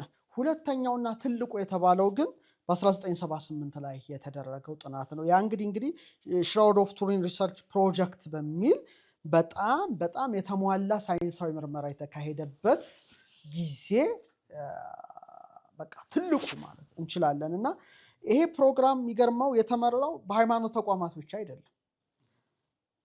ታዋቂ የሆኑ ስመጥር የሆኑ ሳይንስ ተቋማት ራሱ ገብተውበታል፣ ኢንክሉዲንግ ናሳን ጨምሮ ማለት ነው። ናሳን ጨምሮ የተለያዩ የረቀቁ መሳሪያዎችን ጭምር ለምርመራው በመስጠት ማለት ነው። ናሽናል ላቦራቶሪ ውስጥ በጣም በተለያዩ አድቫንስድ በሆኑ ሪሰርች ሴንተር የሚሰሩ ምርጥ ሳይንቲስቶች ከሁሉም አንግል፣ ከቅመማም፣ ከኬሚስትሪ፣ ከጨርቅ ባለሙያዎች፣ ከፊዚክስ አንጻር፣ ከብዙ አንጻር የሚያጠኑ ሳይንቲስቶች ተሰበሰቡ። ያ ደግሞ ትልቁ ፕሮግረስ ነው እና ለ5 ተከታታይ ቀናት ነው ጥናቱ የተደረገው። 120 ሰዓታት ፈጅቷል ጥናቱ ያለማቋረጥ ማለት ነው። ይሄን ልብሰ መግነዝ ሳይጎዱ የተለያዩ ምርመራዎች ዓለም አቀፍ ሳይንቲስቶች ያደረጉ ናሳን ጨምሮ። ይሄ እንግዲህ በዚህ ደረጃ የተጠና ምን ሊኖር ይችላል? የለም። እና ይሄ ስዕሉ እንዴት እንደተሰራ ነው አሁን ፍላጎታችን ነበረው። እንዴት ታተሙ ተገኘ? እንዴት ተሰራ ሲባል አንደኛው ማይክሮስኮፕ ተጠቀሙ፣ አጉልቶ የሚያሳይ መሳሪያ ተጠቀሙ። ያን ጊዜ ያልነበረ ፎቶ ነው። እንደገና ደግሞ የተለያዩ የኬሚካላዊ የሆኑ ምርመራዎች ተጠቀሙ፣ ንጥረ ነገሮችን ተጠቀሙ። አሁን ሲጠቀሙ ምን አላገኙም? ምንም አይነት ቀለም አላገኙም፣ ማቅለሚያ አላገኙም፣ ብሩሽ አላገኙም፣ የብሩሽ ምልክት። ስለዚህ ነው የተገብረ በእደሰብ በሰው እጅ ያልተሰራ ማለት። አንድ ሰዓሊ ሲስል ብሩሽ አለ፣ ማቅለሚያዎች አለ፣ ቀለም አለ፣ ተጠቅሞ ነው ስዕል የሚስለው። ይሄ ግን ምንም አይነት ቀለም የለም፣ ፒግመንቶች የሉትም፣ ማቅለሚያም አለ፣ ብሩሽ ምልክት አልተገኘም። ስለዚህ በጣም አስገራሚ ነገር ሆኖ ነው የታየው። በጊዜው ከአእምሮ በላይ ነበረ። ሌላው በጣም የሚገርመው የመግነዙ የላይኛው ክፍል ስንመለከተው ስዕሉ ምናልባት ተመልካቾች በስክሪን ላይ ሊያዩት ከቻሉ በጨርቁ ክርሎች ውስጥ ዘልቆ አልገባም። በጣም የሚገርመው ያረፈው በጨርቁ በጣም ቀጭን የሆነው የላይኛው ክፍል ላይ ነው ያረፈው። ማለትም ቶፕ ሞስት ፋይበርስ በሚለው ላይ ነው ውስጥ ያለፈው። እንዴት ሊሆን ይችላል? እንዴት ሊሆን ይችላል? በዛ ውስጥ እንዴት ስዕል ሊያልፍ ይችላል? በዛ እንትን ውስጥ እና ስለዚህ በእጅ አይሳልም። በእጅ ቢሳል በላይ ነው የሚያልፈው እንጂ በውስጥ አይገባም። እና እንዴት ሊሆን ይችላል? እንደ አይነት ስዕል የለም። ሊሆንም አይችልም እንጂ ምንም ሊሆን አይችልም። ኢምፖሲብል አይሆንም። ሌላው ጨርቁ ላይ ደግሞ የሕክምና ጠበብቶችም ተሳትፎበታል። ያልተሳተፈ የለም። ልብሰ መግነዙ ላይ ቀዩ ምልክቶች ሲመረመር አማናዊ ደም ሆነው ተገኙ። ደሙም አይነት አለ ማንሳት እንትን ባይልም እና ደሙ ደግሞ በጨርቁ ክሮች ውስጥ ዘልቆ ገብቷል። ስዕሉ ላይ ደግሞ ግን አልገባም፣ በውስጡ ነው የገባው። እንዴት ሊሆን ቻለ? ይሄ በጣም በጊዜው ከአእምሮ በላይ የነበረ እንግዲህ 5 ቀናት ያለማቋረጥ የፈጀ ጥናትና ምርምር ነበረ። ስለዚህ ሳይንቲስቶቹ የደረሱበት እንደው ቅደም ተከተል ለተመልካቾች ለማቅረብ መጀመሪያ ደሙ ጨርቁ ውስጥ አርፏል። ስዕሉ ደግሞ የተፈጠረው ደሙ ከገባ በኋላ ነው። ይሄ ከአእምሮ በላይ ሆኖ ያለፈ ነው። ሌላው ሶስተኛው የስሪዲ መረጃ ነው። ናሳ ቪፒ8 ኢሜጅ አናላይዘር ነው የተጠቀመው። በጣም ረቀቀ መሳሪያ ነው እንትኑ ለመመርመር ማለት በጊዜው ነው እና ይሄ ማለት አስትሮናውቶች አስትሮኖመርስ እንግዲህ ለጠፈር ምርምር የሚጠቀሙበት አንዱ መሳሪያ ነው። በጣም ትልቅ የረቀቀ መሳሪያ ነው። ለምሳሌ እዚህ መሳሪያ ውስጥ ለምሳሌ ተራ ፎቶግራፍ ብትከትበት ማለት ነው። ተራ ፎቶግራፍ ብትከት የተዛባ ምስል አድርጎ ያወጣል። ይሄኛው ግን ለዚህ መሳሪያ ሲሰጥ 3D የሰው አካል ቅርጽ ነው ያሳያል። አሁን እኔ በጣም በዲ ፎቶ ቢከት እንትን ነው የሚል ይሄ ግን 3D አካለ ክርስቶስ እና ለጠፈር መመርመሪያ አስትሮኖመርስ ከሚጠቀሙበት አንዱ መሳሪያ ነው እዚህ ምርመራ ውስጥ የዋለው እና የ3D እንትን ያለው እና ስለዚህ ስዕሉ ነው የተሳለው ወይም በሰውነቱና በጨርቁ መካከል በነበረው ዲስታንስ ወይም ርቀት መሰረት መሆኑን ያመለክታል። ይሄ ትንሽ ከአእምሮ በላይ ነው እና ያ በጣም እንትን ነው። መጨረሻ ላይ እንግዲህ የዚህ ሪሰርቸርስ ወይም የአጥኚዎች ክፍል አንድ ድምዳሜ ያወጣ። ድምዳሜው ምንድን ነው? በአሁኑ ወቅት አለ ስዕሉ እንዴት እንደመጣ ለማብራራት የሚችል ምንም አይነት የኬሚካላዊ ወይም የፊዚክስ መንገድ የለም። ስዕሉ ሳይንሳዊ እንቆቅልሽ ሆኖ ቀጥሏል ብለው ደምድመው አበቃ ማለት ነው። ይሄ ማለት በቃ በጥበብ በምን ብቻ ከሰው እንትን እሳቤ በላይ የሆነ ስዕል ነው። ማይታወቅ ሳይንስ የማያውቀው ግኝት ምን ብለን እንደምገልጸው ለሳይንስ የማይታወቅ ክስተትን በለው ክስተት ይቻላል ብለው አልፈውታል። ይሄ እንግዲህ ድንቅ ነው፣ ትልቁ ነው። በኋላ እርሱ ያነሱት የ1988 ጋር እንምጣ። ያ ደግሞ ሌላ ጉዳይ ይዞ መጣ። እንግዲህ በዚህ ከተጠና በኋላ የካርበን 14 ያው ቀንን ጊዜን ለመለካት ሳምፕል ተወስዶ ካርበን 14 የጊዜ ማወቂያ ዘዴ እንዲጠቀም ተፈቀደ። ያ ደግሞ በዓለም ዙሪያ ሌላ አጨቃጫቂ ነገር ፈጠረ። እሱን በደንብ አግባቡ አይተ እናየዋለን የሚል እምነት አለኝና ያን ጊዜ እንግዲህ ከቤተክርስቲያኑ ተፈቅዶ ካርበን 40 እድሜው እንዲጠና ተወሰደ። አሁን እዚህ ላይ ነው በደንብ ማስተዋል የሚያስፈልገው እና ናሙናን የተወሰደው ከግርጌው ዳርቻ ነው። ከጨርቁ ከልብሰ መግነዙ ጥግ ላይ ናሙና ተወሰደ። ትንሽ ቁራጭ ነው፣ ግዴታ መነካት የሌለበት ትሬዠር ነው። ስለዚህ ትንሽ ሳምፕል ለሶስት ተከፍላ ወደ ገለልተኛ የሆኑ ላቦራቶሪዎች ቤተሙከራዎች ውስጥ ተላከ። የመጀመሪያው የተላከው እንግሊዝ ነው፣ ኦክስፎርድ ዩኒቨርሲቲ ነው የተላከው። እዛ ያሉ ሳይንቲስቶች እንዲመረምሩት በዚህ ዘርፍ ያሉት። ሁለተኛው ስዊዘርላንድ ዙሪክ ሄደ፣ እዛ እንዲጠና ተደረገ። ሶስተኛው አሪዞና ሰሜን አሜሪካ ሄደ። ውጤቱ ግን የተገላቢጦሽ ውጤት ደግሞ እዚህ ላይ ሆኖ ተገኘ። ጥቅምት 1988 ሶስቱም ቤተሙከራዎች አስደንጋጭ ሆነ እንትን አቀረቡ። ምንድነው? ልብሰ መግነዙ ስንመረምረው የተሰራው ከ1260 እስከ 1390 መካከለኛው ዘመን ላይ ውጤት አመጣ እንጂ የ2000 ዓመት ወደ ኋላ ሄዶ በጌታ ዘመን የነበረ አይደለም የሚል ውጤት ይዘው ብቅ አሉ። ይሄ ማለት ፈረንሳይ ቅድም ለመጀመሪያ ጊዜ የታየበት 1354 ብዬ የጠቀስኩት አለ አይደል? ያ ጊዜ እንደማለት ነው። እና በዛ ዘመን በጣም ከፍተኛ የሆነ ክርክር ተነሳ።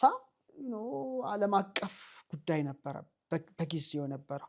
በኋላ ግን ከምርመራው በኋላ ሰዎች ተመራማሪዎች ግን አይቆሙም። ደስ የሚለው ነገር አንድ ነገር ተብሎ ሳይንስ ሁሌ ማመን ያስቸግራል። እንደገና ተማሪ ሳይሆን ተመራማሪ ይሁን እንደሚባለው ማለት ነው። እና ከ1988 የካርበን 14 ምርመራ በኋላ የሃይማኖት ሰዎችም ደንግጠዋል፣ ብዙ በዚህ ዙሪያ ያጠኑትም ደንግጠዋል።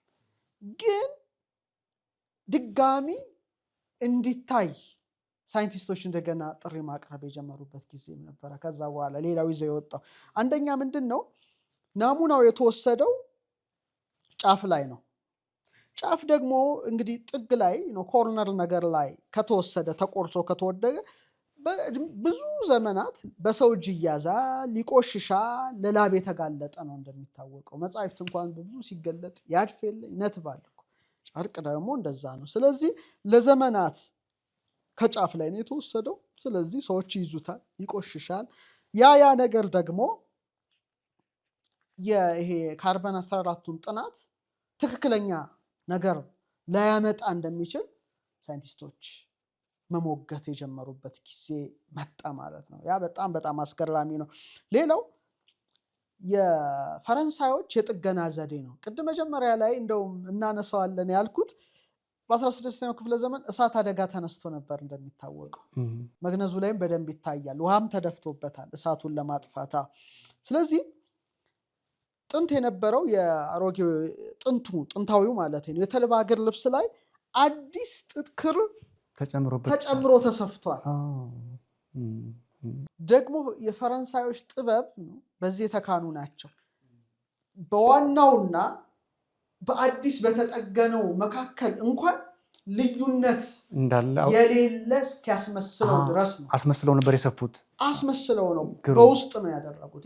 ጥበብ አይደለ? እደ ጥበብ እኮ በጣም እንትን ነው። እና አዲሱና አሮጌው ክር በተቀላቀለበት ክፍል ውስጥ ነበረ።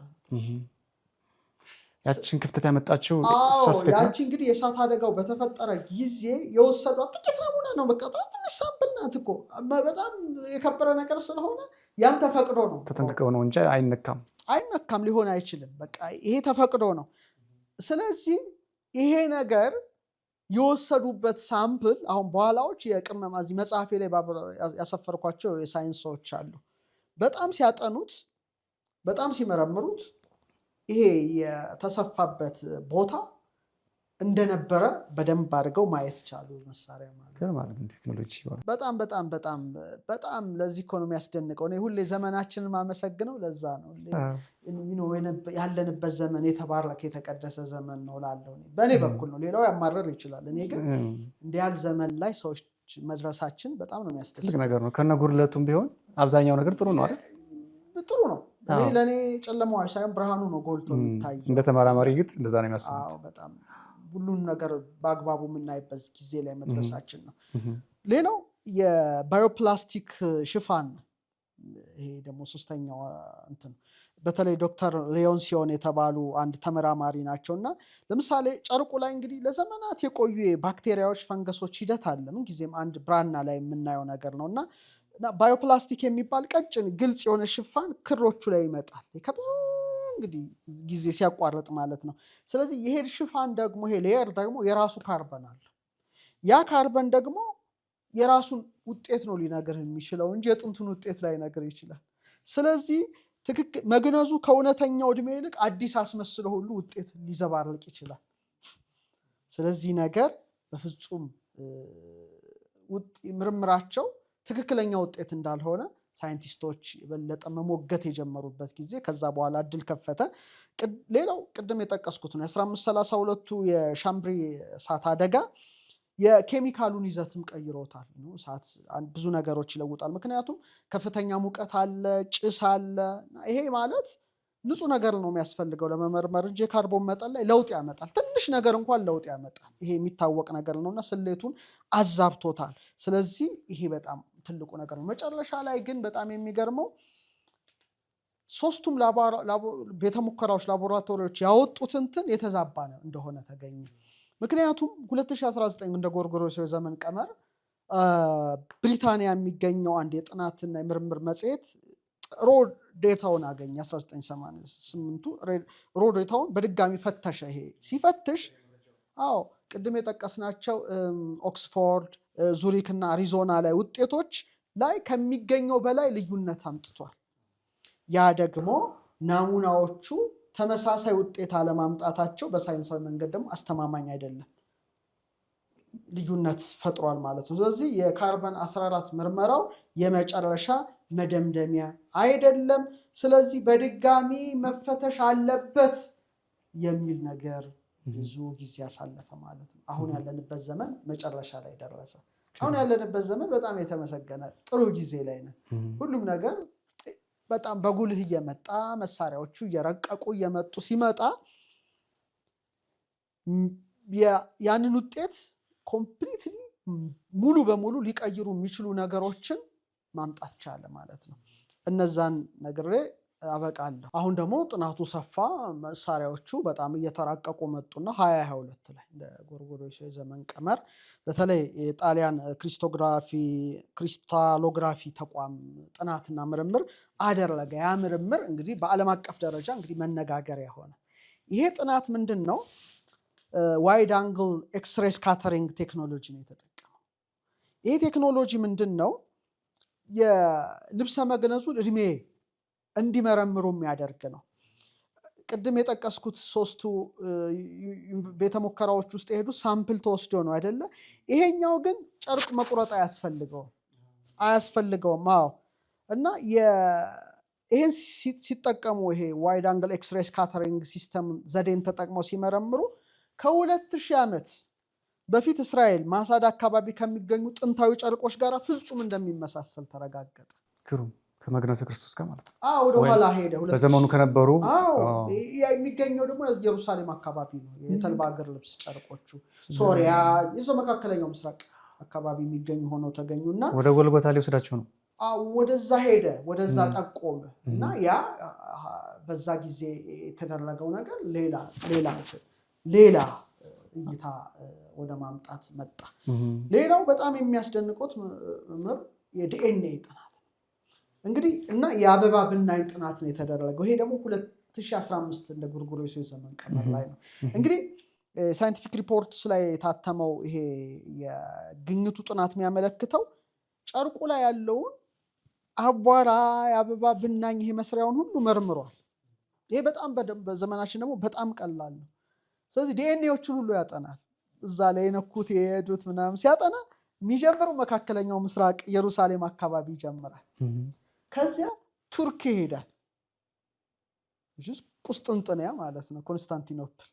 ከዛ ወዴት ይሄዳል? ወደ ፈረንሳይ፣ ወደ ጣሊያን ወዳሉት የእጽዋት ዘሮችና የሰዎች ዲኤንኤ ተገኝቷል ማለት ነው። እንዲህ ነው የዞረው ማለት ነው። ስለዚህ ቅድም መጀመሪያው ላይ ጥያቄው ታሪካዊ ዳራውን ስናነሳ የነበረውን የጉዞውን ነገር ይጠቁማል። ወደዛ ይወስዳል። ወደዛ ነው እንዲህ ይሄዳል። ስለዚህ ቀላል ነው ዲኤንኤው ተገኘ ማለት ነው። ስለዚህ ዛ ተሽከርክሯል ማለት ነው። እያንዳንዱ ዲኤንኤ ቅሪት ከተገኘ ተይዟል ማለት ነው። እዛ ባሉ ሰዎች ተይዟል፣ እዛ አካባቢ ተቀምጠዋል፣ እዛ ያለውን ነገር ሁሉ ይዟል፣ ተስሟል፣ ብዙ ነገር ተደርጓል። ስለዚህ እንትኑ ነው ቅርጹ እንደዛ እየሄደ ተገኘ ማለት ነው። ስለዚህ አውሮፓ አይደለም የተሰራው ነው ትልቁ ነገር። መካከለኛው ዘመን እዛ የተገኘው አውሮፓ፣ ፈረንሳይ የተሸመነ አይደለም። መነሻው እስራኤል ነው፣ መካከለኛው ምስራቅ ነው የሚለው ነገር ትልቁ ነገር ነው።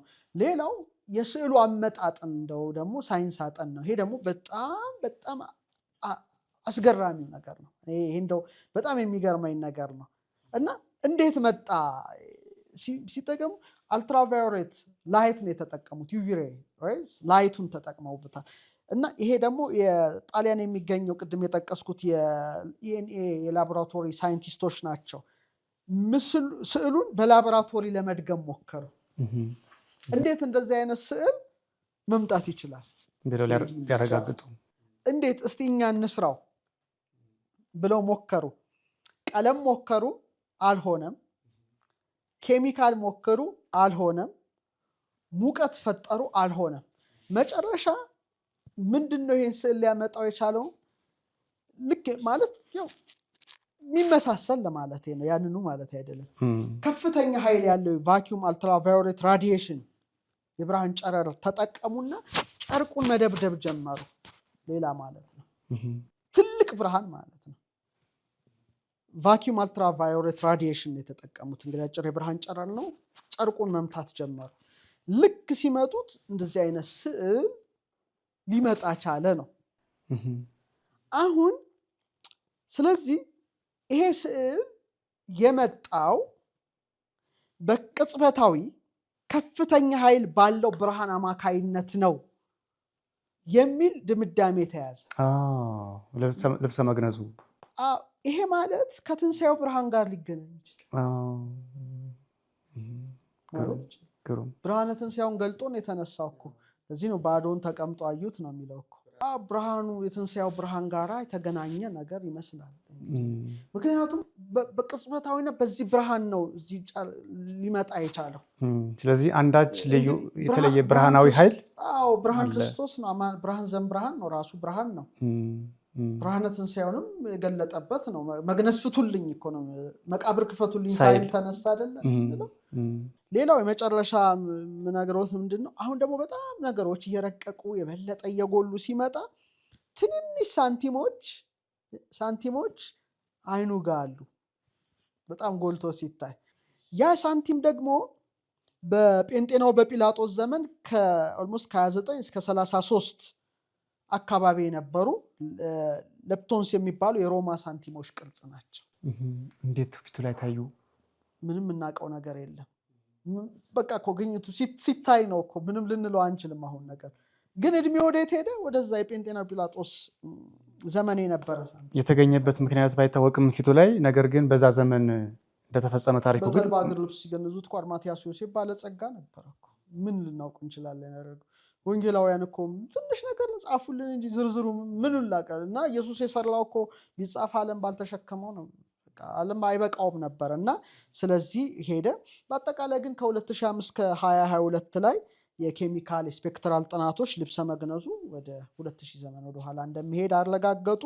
እዛ በፍታው ላይ የተገኙ ቅድም የጠቀስናቸው ብናኞች፣ አበባ ብናኞች ዝርያዎች ኢየሩሳሌም ከሚበቅሉ እጽዋት የተገኙ መሆናቸውን፣ የኖራ ድንጋይ ቅንጣቶች ደግሞ ከኢየሩሳሌም አፈር ጋር የተገናኙ መሆናቸውን በመጨረሻም ተረጋግጦ አሁን እንግዲህ ያለበት ደረጃ ደርሷል። ወደፊት ደግሞ ምን እንደሚሆን የምናየው ይሆናል እና መጽሐፌ ላይ መልክዓ ስዕል ንባቡና ትርጓሜው የትልቅ ጉዳይ በመሆኑ ሁልጊዜ ዓለም አቀፍ ነገርን ሳናውቅ ሀገር ላይ ብቻ ተወስነን እንዳንቀር የመልክዓ ስዕል ደራሲ በኢትዮጵያ፣ በግብፅ፣ በሶሪያ አንጾኪያ ማለት በሮም ለተሳሉ ስዕላቶች ሰላምታ ይገባል እንዳለ ሁሉንም ማወቅ ስለሚገባል መጽሐፌ ላይ እንግዲህ ሽራውድ ኦፍ ቱሪንን በአግባቡ አካትቻለሁ በተወሰነ መልኩ ብዬ አምናለሁ።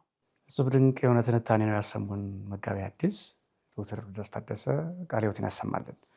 ክቡራን ተመልካቾቻችን ቀደም ሲል እንደጠቀስኩላችሁ ይህ ሀተታቸው በመጽሐፋቸው መልክዓ ስዕል ንባቡና ትርጓሜው በተሰኘውና በ2018 ዓ.ም ታትመው ሚያዝያ 18 ቀን 2018 ዓ.ም በተመረቀው መጽሐፋቸው ከገጽ 118 ጀምሮ በሚገባ ተብራርቷል። እሱን ብታነቡ ለተጨማሪ መረጃ ደግሞ በዚህ ጉዳይ የተሰሩ ቪዲዮዎችን ጥራቶችን ብታነቡ ትጠቀማላችሁ። ዶክተር ሮዳስ ካጠኑት ከፊሉን ነው የነገሩን። እዚሁ ይህንን ታሪካዊ ዳራም አስደናቂ ባህሪም የመጨረሻውን ግኝትም የሚሰበስብ አንድ ተጨማሪ አጠር ያለ ቁም ነገር እንዲያካፍሉም ፈለጉ። ከዚህ ምን እንማር? እነዚህ ሳይንቲስቶች ይህን ሁሉ ቁፋሮና ኩርኮራ ውስጥ የገቡት መቼስ አንዳች የሚጠቅም ነገር ስላገኙበት ነው፣ ስለገረማቸውም ነው። መቼም መድኃኔዓለም ኢየሱስ ክርስቶስ ሳናየው እንድናምነው ነው ያዘዘንም። በእርግጥም ብፅዕና ነው ሳያዩ ማመን። እምነት ደግሞ በሳይንሳዊ ግኝትና በእውቀት ሲጠናከር ይበልጥ ሃይማኖታችን ትክክለኛ መሆኗን ያረጋግጣል። በእርስዎ አገላለጥ ከዚህ ሁሉ ሳይንሳዊ ጥረትና ድካም፣ ከዚህ ሁሉ ግኝት ኦርቶዶክሳውያን ምዕመናን ምን እንማር? እረፍት አልባነትን፣ እንቅልፍ መቀነስን። ባለመክሊቶች እኮ የተደነቁት ስላተረፉ ነው። ያ እኮ አስቀምጦታል እኮ ቁጭ አድርጎታል፣ ቀብሮታል። ጭራሽ እኮ አልሰረቀም። ያ እውነት ነው፣ ሌባ አይደለም። የጌታውን ገንዘብ ለሌላ አልሰጠም። ቁጭ ነው ያደረገው። ቁጭ ማድረግ በራሱ ወንጀል መሆኑን ያመለክታል። ቁጭ ማድረግ በራሱ እረፍት አልባነትን። እኔ ብዙ ጊዜ ላለው ሁልጊዜ ስለ ጥናት ስለ ምርምር ሲታሰብ እንቅልፍ አተኛም ወይ እንደ ምናምን ብለው ያሳንፉኛል ሰዎች። ምን ብዬ ቀልድባቸዋለሁ? አይ እስከ ምጽአት እኮ እንተኛለን። በመቃብር ውስጥ ክርስቶስ እስኪመጣ እኮ ሰፊ የማንቀላፊያ ጊዜ አለ። አሁን የምናንቀላፋበትም ጊዜ አይደለም ነው። እነዛ መብራታቸውን አብርተው እኮ በትጋት ነው። ሌሎች እኮ ሰነፎች ናቸው፣ እንቅልፋሞቹ በሩ ተዘግቷል። እና ይሄ የሚያመለክተው እንቅልፍ አልባ መሆን አለብን፣ መስራት አለብን፣ ማትረፍ አለብን። እና ይሄ ሁሉ እንደው እኔ ባለፈውም ተናግሬያለሁ እንጂ ማሰብ የነበረብን እንደው እድለኞች ብንሆን ከ50 ከ70 ዓመት በኋላ ስለሚሆነው ጉዳይ ነው አሁን ሆነን ማውራት የነበረብን እንጂ አሁን ስላለው አተካሮ አልነበረም። እና ትልልቅ ሪሰርች ሴንተሮች ሊኖሩን ይገቡ ነበረ። በእኛም ራሱ እንደው እናቆየውና ባሉት ጉዳዮች ራሱ ለምሳሌ አጽመ ቅዱሳን የት ነው ያሉት? ምን እኮ አናውቅም እኮ እኛ እንኳን እዚህ ሆነ በምን አይነት አኳኋን ነው የተቀመጡት? ያንዳንዱ ይመረመራል። ስንት መጻሕፍት አሉን፣ የተሟላ ላቦራቶሪ ያለው የተሟላ እንትን ያለው ሪሰርች ሴንተር የለንም። እና በጣም በትውልድ መካከል ሰነፎች እንደሆን ይሰማኛል፣ እኔን ጨምሮ ነው። ይቅርታ እዚህ ውስጥ እንግዲህ የሚቀጥለው ትውልድ ነው ጀጅ የሚያደርገው፣ ግን አልሰራንም። አባቶቻችን እንግዲህ በብዙ ድካም ብራና ፍቀው ቀለም በጥብጠው ብር ቀርጸው እውቀትን ሲያስተላልፉ ድካም አለው። አሁን በሰለጠነው ዘመን ላይ ሆነን እንኳን ገና ላይ ነን። እና ይህ ሁሉ ነገር የሚያሳየኝ ዓለም እረፍት የለውም ነው። ቀንና ሌሊት ይሰራል 24/7። እኛ ቀንና ሌሊት ተካሮ ላይ ነን እና ትንሽ ስራ ላይ በጣም መስራት እንዳለብን ይሰማኛል። ያ ነው የሚያስተምረኝ ሁልጊዜ።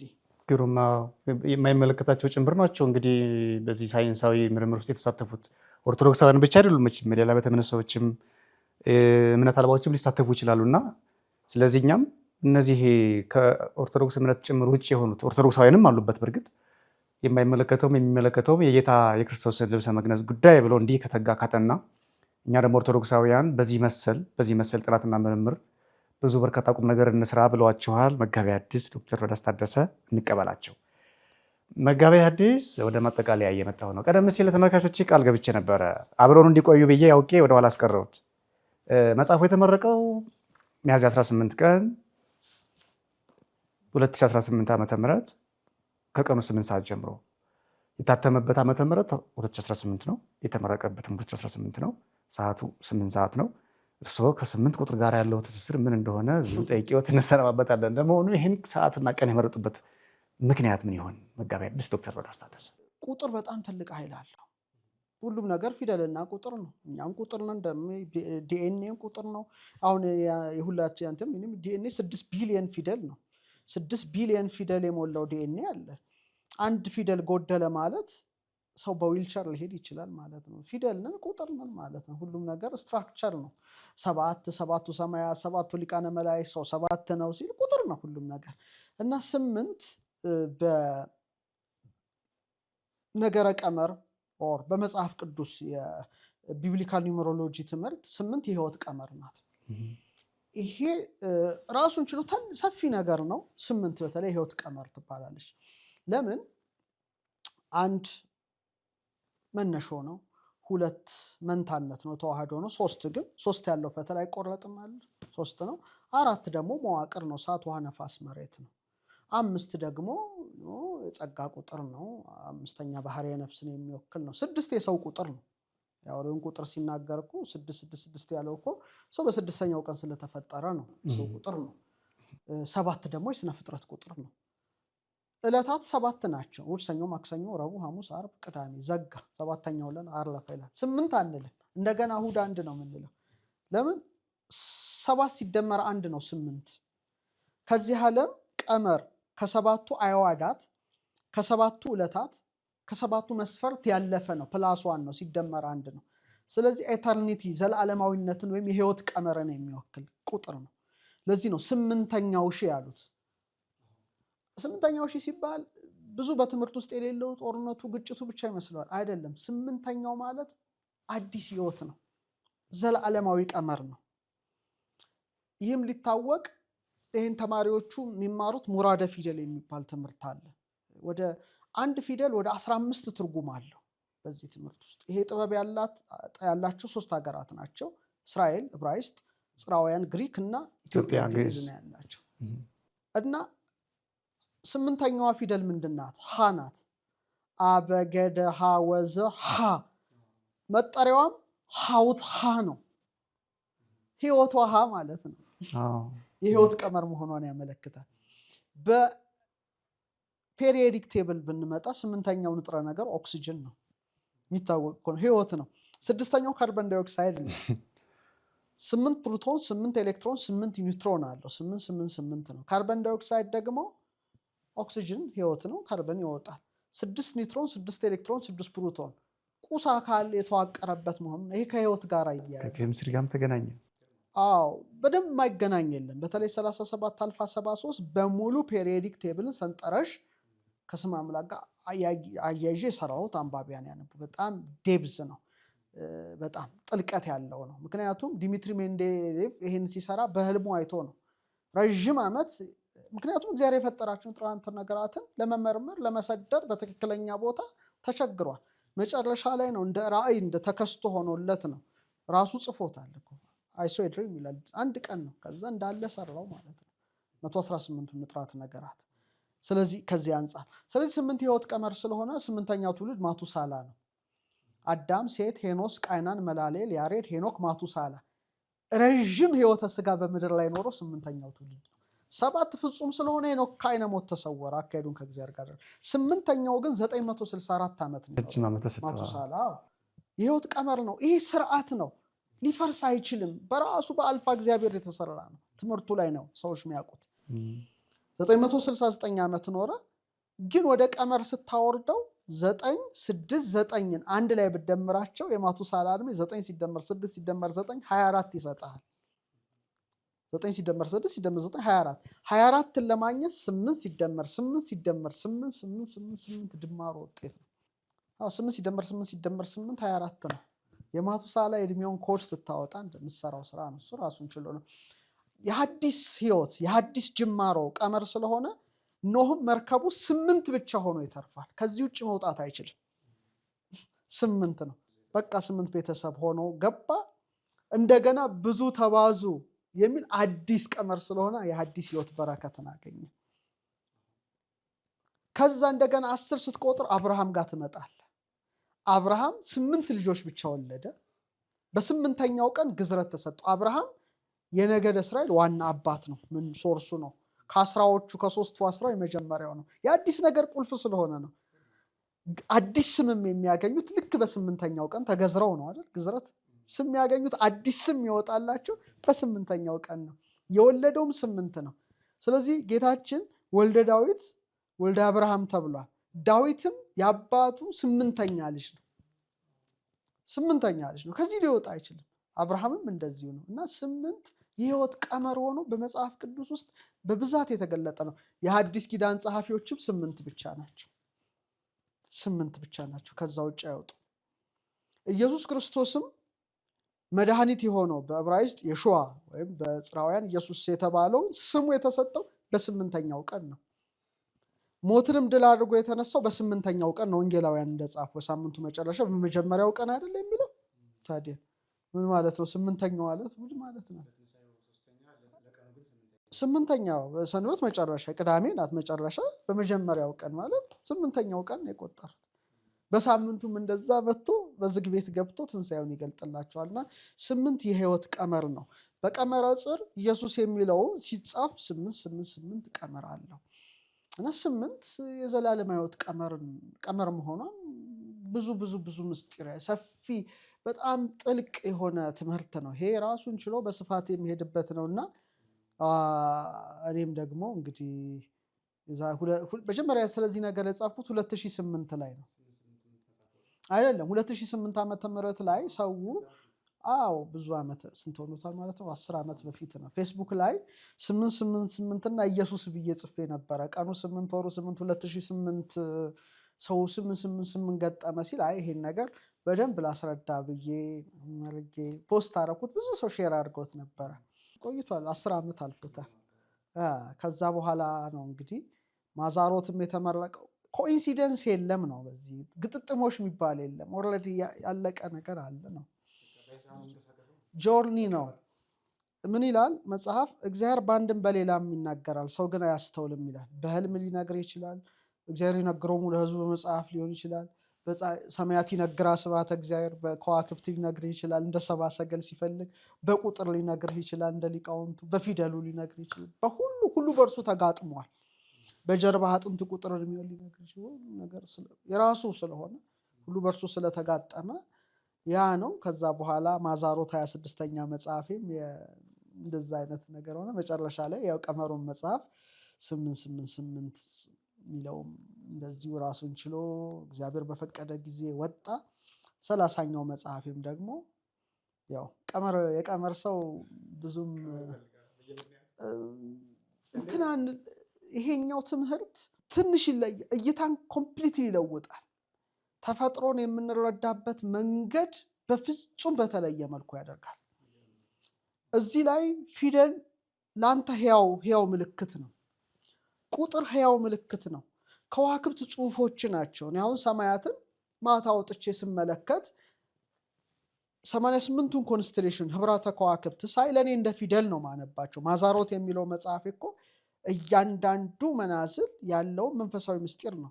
ለእኔ ዝም ብሎ ከዋክብት ብልጭ የሚሉ እንትኖች ቁሶች አይደሉም። እያንዳንዱ ንባብ ነው። ሌሊት ጥበብን ትናገራለች እንዳሉ በየሌሊቱ የሚወጡት ንባብ ነው። ሰብአ ሰገል እኮ እስመ ርኢነ ኮከበ ዚአሁ የእርሱን ኮከብ አይተን ነው ያሉት። እና ለእኔ ከእንትንም በላይ ነው፣ ከፍ ያለ እንትን ነው። ለዚህ ነው እንዲህ አይነት ነገር ትምህርቱን ይዞ ለተገነባ ሰው ሌላ ዓለም ነው። ለዚህ ግን ትንሽ እንትን ይላል ሊል ይችላል። በዚሁ አጋጣሚ ወደ 400 ተማሪዎች አሉ። ብዙ ናቸው። 400 በኦንላይን ነው በአካል ነው የሚማሩ? በኦንላይን የሚማሩ ተማሪዎች ኦልሞስት 500 ደርሰዋል። በዚህ አጋጣሚ መማር የሚፈልግ ሰው ካለ ዶክተር መጋቢ ሐዲስ ሮዳስን ያናግርና ይማር አይደል? ክፍት ነው አልበሩ? ክፍት ነው በሩ። እንግዲህ አሁን 3ኛው ክፍል ላይ ደርሰዋል። 3ኛ ክፍል ማለት 9ኛው ወር ማለት ነው። ስለዚህ እንደ አዲስ ነው መመዝገብ ያለባቸው እንጂ አይቀላቀሉ። እንግዲህ የራሱ የሆነ ፕላትፎርም እየዘረጋን ነው። እሱ ሰፊ እንትን ነው። ምክንያቱም በጣም ትምህርቱ ሰፊ ትምህርት ነው። ባለፈው የኔታ እሸቱ ያሉት ትልቅ ነገር አለ። ኢትዮጵያን አናውቃትም፣ የኢትዮጵያ ኦርቶዶክስ ተዋሕዶ ቤተክርስቲያንንም አናውቃትም ከላይ ጀምሮ እስከኔ እስከ ሁላችንም ብለው ጠቅሷል። 40% እንኳን የሚሆነውን አናውቅም። ትክክል ናቸው። ይሄን የምናውቀው እንደዚህ አይነት ትምህርቶች ስንማር ትንሽ ውሃ በጣም ይንቦጫቦጫል። በጣም ከፍተኛ ችግር የሚፈጥረው ይሄ ነው። ትንሽን ስራ ያዘው ለምን ያወቀ ይመስለዋል፣ የጠነቀቀ ይመስለዋል፣ ትዕቢት ይሰማል። ይሄ ግን በጣም ሀምብል ያደርጋል። ይሄ ትምህርት ያየሁት በጣም ትሁት ያደርጋል። በጣም ደግሞ የሚያስደስተው ሁሉ በእርሱ ተጋጥሟል የሚለውን ነገር እንድናስተውል ያደርጋል። ሰማይን ስታየው፣ ምድሩን ስታየው፣ ተፈጥሮን ስናየው፣ እጅን ዘርግተህ ፊትን በመስታየት ስትመለከተው ከላይ እስከታች ያለው ነገር ላይ ሁሉ የምታገኘው ኢየሱስ ክርስቶስን ይሆናል። በቃ ያን ጊዜ ምንም ልትሸሽ አትችልም። በፍቅሩ ገመድ መታሰር ይመጣል። ምክንያቱም ሁሉም ጋር ታየዋለህ። በቃ ሁሌ በአይኖች አየዋለሁ እንዳለ ታየዋለህ። ለእኔ ፊደሉ ፊደል አይደለም ኮድ መሆኑን አውቀዋለሁ። ስትራክቸር መሆኑን አውቀዋለሁ። የተፈጥሮ አሶል ቁጥር ውስጥ አየዋለሁ። ራሱ የሰራው የክስቤል የስሙ ቁጥር ይህ ነው ብሎ ሄኖክ ነው ያስተማረኝ። ማንንም መምህር አልፈለግም።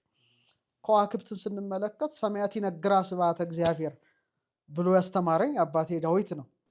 ሌላ መምህር አለሻ። ሰማያት ይነግራ ስብሐተ እግዚአብሔር የሚለው መዝሙር ራሱ መዝሙር 18። አሁን እያሰብኩት ገረመኝ።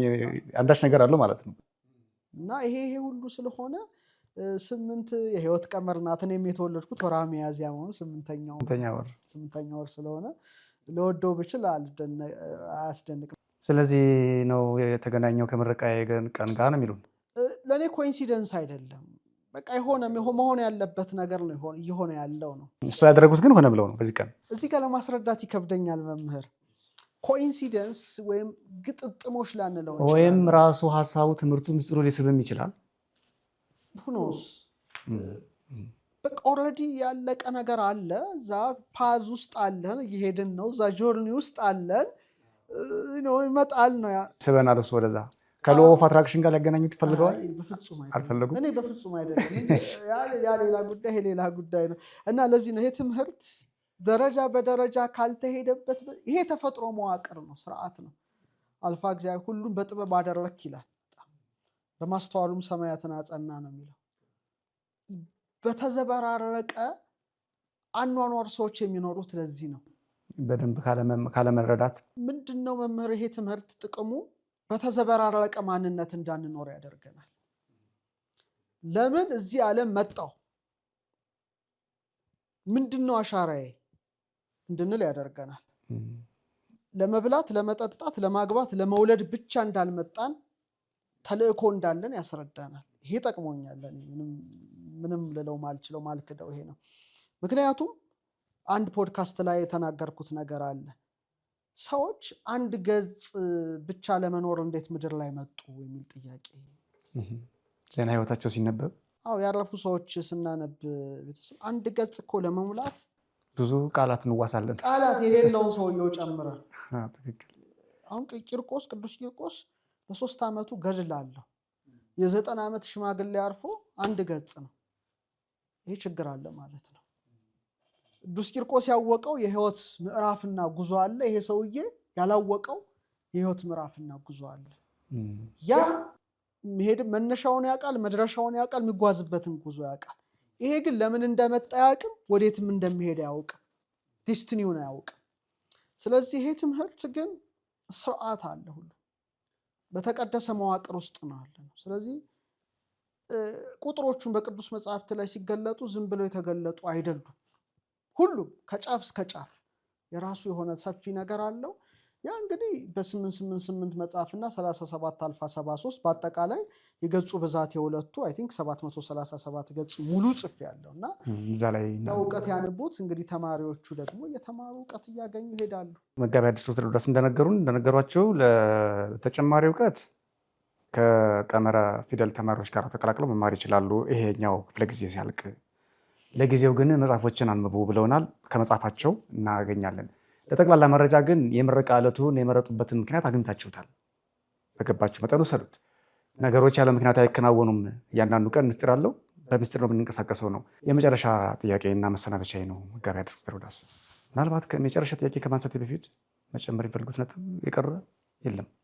ወደፊት መረቃው ላይ መጋቢ ሐዲስ እሸቱ የኔታ እሸቱ አለማየሁም ዶክተር ወዳጅነህ መሐረነም አቶ ትእዛዙ ኮሬም ወዳጆ አዳራሽን የፈቀዱሎት 31ኛው መጽሐፋቸው ከመጽሐፍ ይልቅ ሰው ይሁን ብለዋልና እኛስ ምን እንጠብቅ ነው? አሁን እኔ እንዲህ ያደርጋሉ እንዲህ ያደርጉ አልልም። የግል ህይወቶ ላይ አልገባም ጣልቃ። ግን 31ኛ ስራዎትን እስከ መቼ እንጠብቅ? እንደተባለው ምረቃው ላይ እንደተነሳው በሰው እንጠብቅ ወይስ በመጽሐፍ እንጠብቅ? እንግዲህ ጊዜው ሲደርስ ማየት ይሻላል። በእርግጥ የጀመርኩት አንድ ትልቅ ስራ አለ። ስራው ቀላል አይደለም። አንድ ዝግጅት አለኝ፣ አንድ የመጽሐፍ ዝግጅት። ግን መጽሐፉ ሰርፕራይዝ ይሁን አልናገረውም። ሰው ሲናገር ኃይል ይባክናል ይላሉ ሊቃውንት። ዝም ብሎ ሰይጣን የሚሰማል አይለፈለፍም እና ግን የ4000 ዓመት መጽሐፍ ነው። ማን ምን ይሆን? ብዙ ነው። 4000 ዓመት በእነ ሙሴ ዘመን። ይሄ ደግሞ ወደዛ ሄደ፣ ወደኋላ ሄደ። ምን ይሆን አይታወቅም። እሱን አዘጋጅቼዋለሁ። የተወሰነ መልኩ አልቋል። ፊደል ልማቱ ማየቱ እንደገና ደጋግሜ ማየቱ በጣም ያው አይናችንም ፒሲ እያደከመው ነው። እሱ በእርግጠኛነት በቃ መልክዓ ስዕል ንባቡና ትርጓሜ በደንብ ቢነበብና 2019 ላይ ለንባብ ባበቃው ደስ ይለኛል የሚል እምነት አለኝ። አልፋ እግዚአብሔር እንግዲህ እንደፈቀደ እንግዲህ ሶስቱም የተናገሩት ነገር ምን አናግሯቸው ነው ምናምን ይሄን ነገር ላስብበት እንዴ ያስብላል አይደል? ምንም እኮ እና ስለዚህ እኔም እንቆቅልሽ ላድርገውና እንግዲህ አዲሱ ዓመት ይምጣ። እንግዲህ አሁን መቼም ኦልሬዲ አብቅቷል። ክረምት መግቢያው ነው መቼም። የሚቀጥለው አዲሱ ዓመት ላይ ደግሞ 2019 አዲስ ዓመት ነው፣ አዲስ ምዕራፍ ነው። ሁሌ አውደ ዓመታችን እኛ ደግሞ ባሕረ ሐሳብ በማውጣት በአዲስ በቁጥር በቀመር ስለምናሳልፈው ደግሞ አዲሱ ዓመት የራሱ የሆነ የህይወት ምዕራፍ ይጓዛል። ግን እግዚአብሔር የፈቀደው ሁሉም በጊዜው ነው የሚሆነው። ሰዓቱን ጠብቆ በጊዜው በቀመሩ ልክ ነው የሚሄደው እንጂ ከዛ ውጪ መታገል ነው ትግል ነው የሚሆነው የሚል እምነት አለኝ እና ያው ምን ትክክለኛ ናቸው እነዚህ ሶስቱ የተናገሩት ወይስ አይደሉም የሚለውን ደግሞ እስቲ እንፈትሻለን። በጊዜው ይገለጣል። ትክክል ከሆኑ መድረኩ ትክክል ነበር ማለት ነው። ካልሆነም ላልሆን ይችላል። ግን ለማንኛውም ጊዜ ይፍታው የሚለውን ነገር እንትን በማለት ውሪዶሙም ደብረ ታቦር አዘዞሙ ከመይንግሩ ለመመሂ ዘሪው እንዳልሆነ እንግዲህ እሱ ያውቃል። ያው በእርግጥ በዚህ ቃለ መጠይቅ ደስ ያለኝ ስለ ቱሪኑ ፍራውድ ማንሳታችን አዲስ ነገር ነው።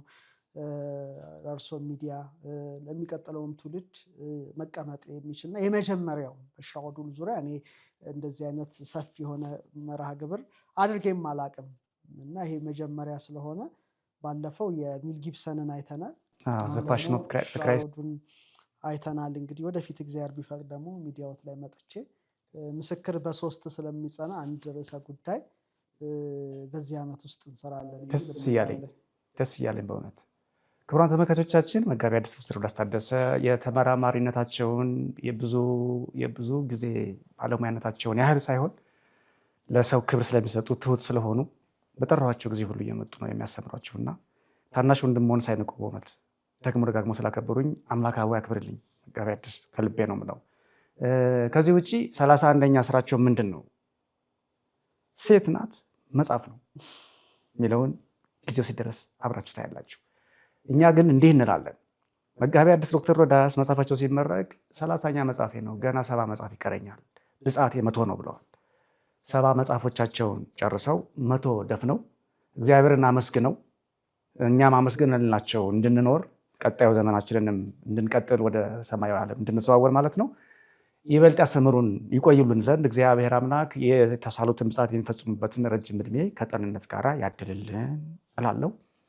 መምህር በድጋሚ ደጋግሜ ማመስገን እፈልጋለሁ። አጨናንቄ አጣድፌ ነው ያመጣሁት። 70 መጽሐፍ እጽፋለሁ ብሎ ላቀደ አንድ ተመራማሪ ጊዜ ወርቅ እንደሆነ ምንም ምስክር አያሻውምና ከዚህ ጊዜ ቀምቼ ነውና የወሰድኩት። በእውነት ስለተሰጡኝ ጊዜ ስላከበሩኝ ስለትትናው ደጋግሜ ማመስገን እፈልጋለሁ። የቤተክርስቲያን አምላክ ከፍ ከፍ ያድርግልኝ። ከዚህ በላይ የሚሰሩበትን ዕድሜና ጤና ያድልልኝ። እግዚአብሔር ያክብርልኝ። በልደቴ ዋዜማ አክብራ ስለጠራኸኝና የቋንቋ አይነሽ ሚዲያም ስላቀረበልኝ የኬክ ቆረሳ መርሃ ግብር በእጅጉ ሚዲያውን ማመስገን እፈልጋለሁ። ለተመልካቾቼ ደግሞ ለዚህ መነሻ የሆነንን መልክዓ ስዕል ንባቡና ትርጓሜውን እንዲያነቡ እየጋበዝኩ በዚህ እሰናበታለሁ። አብራችሁን ስለቆያችሁ ሁሉ እግዚአብሔር እናመሰግናለን።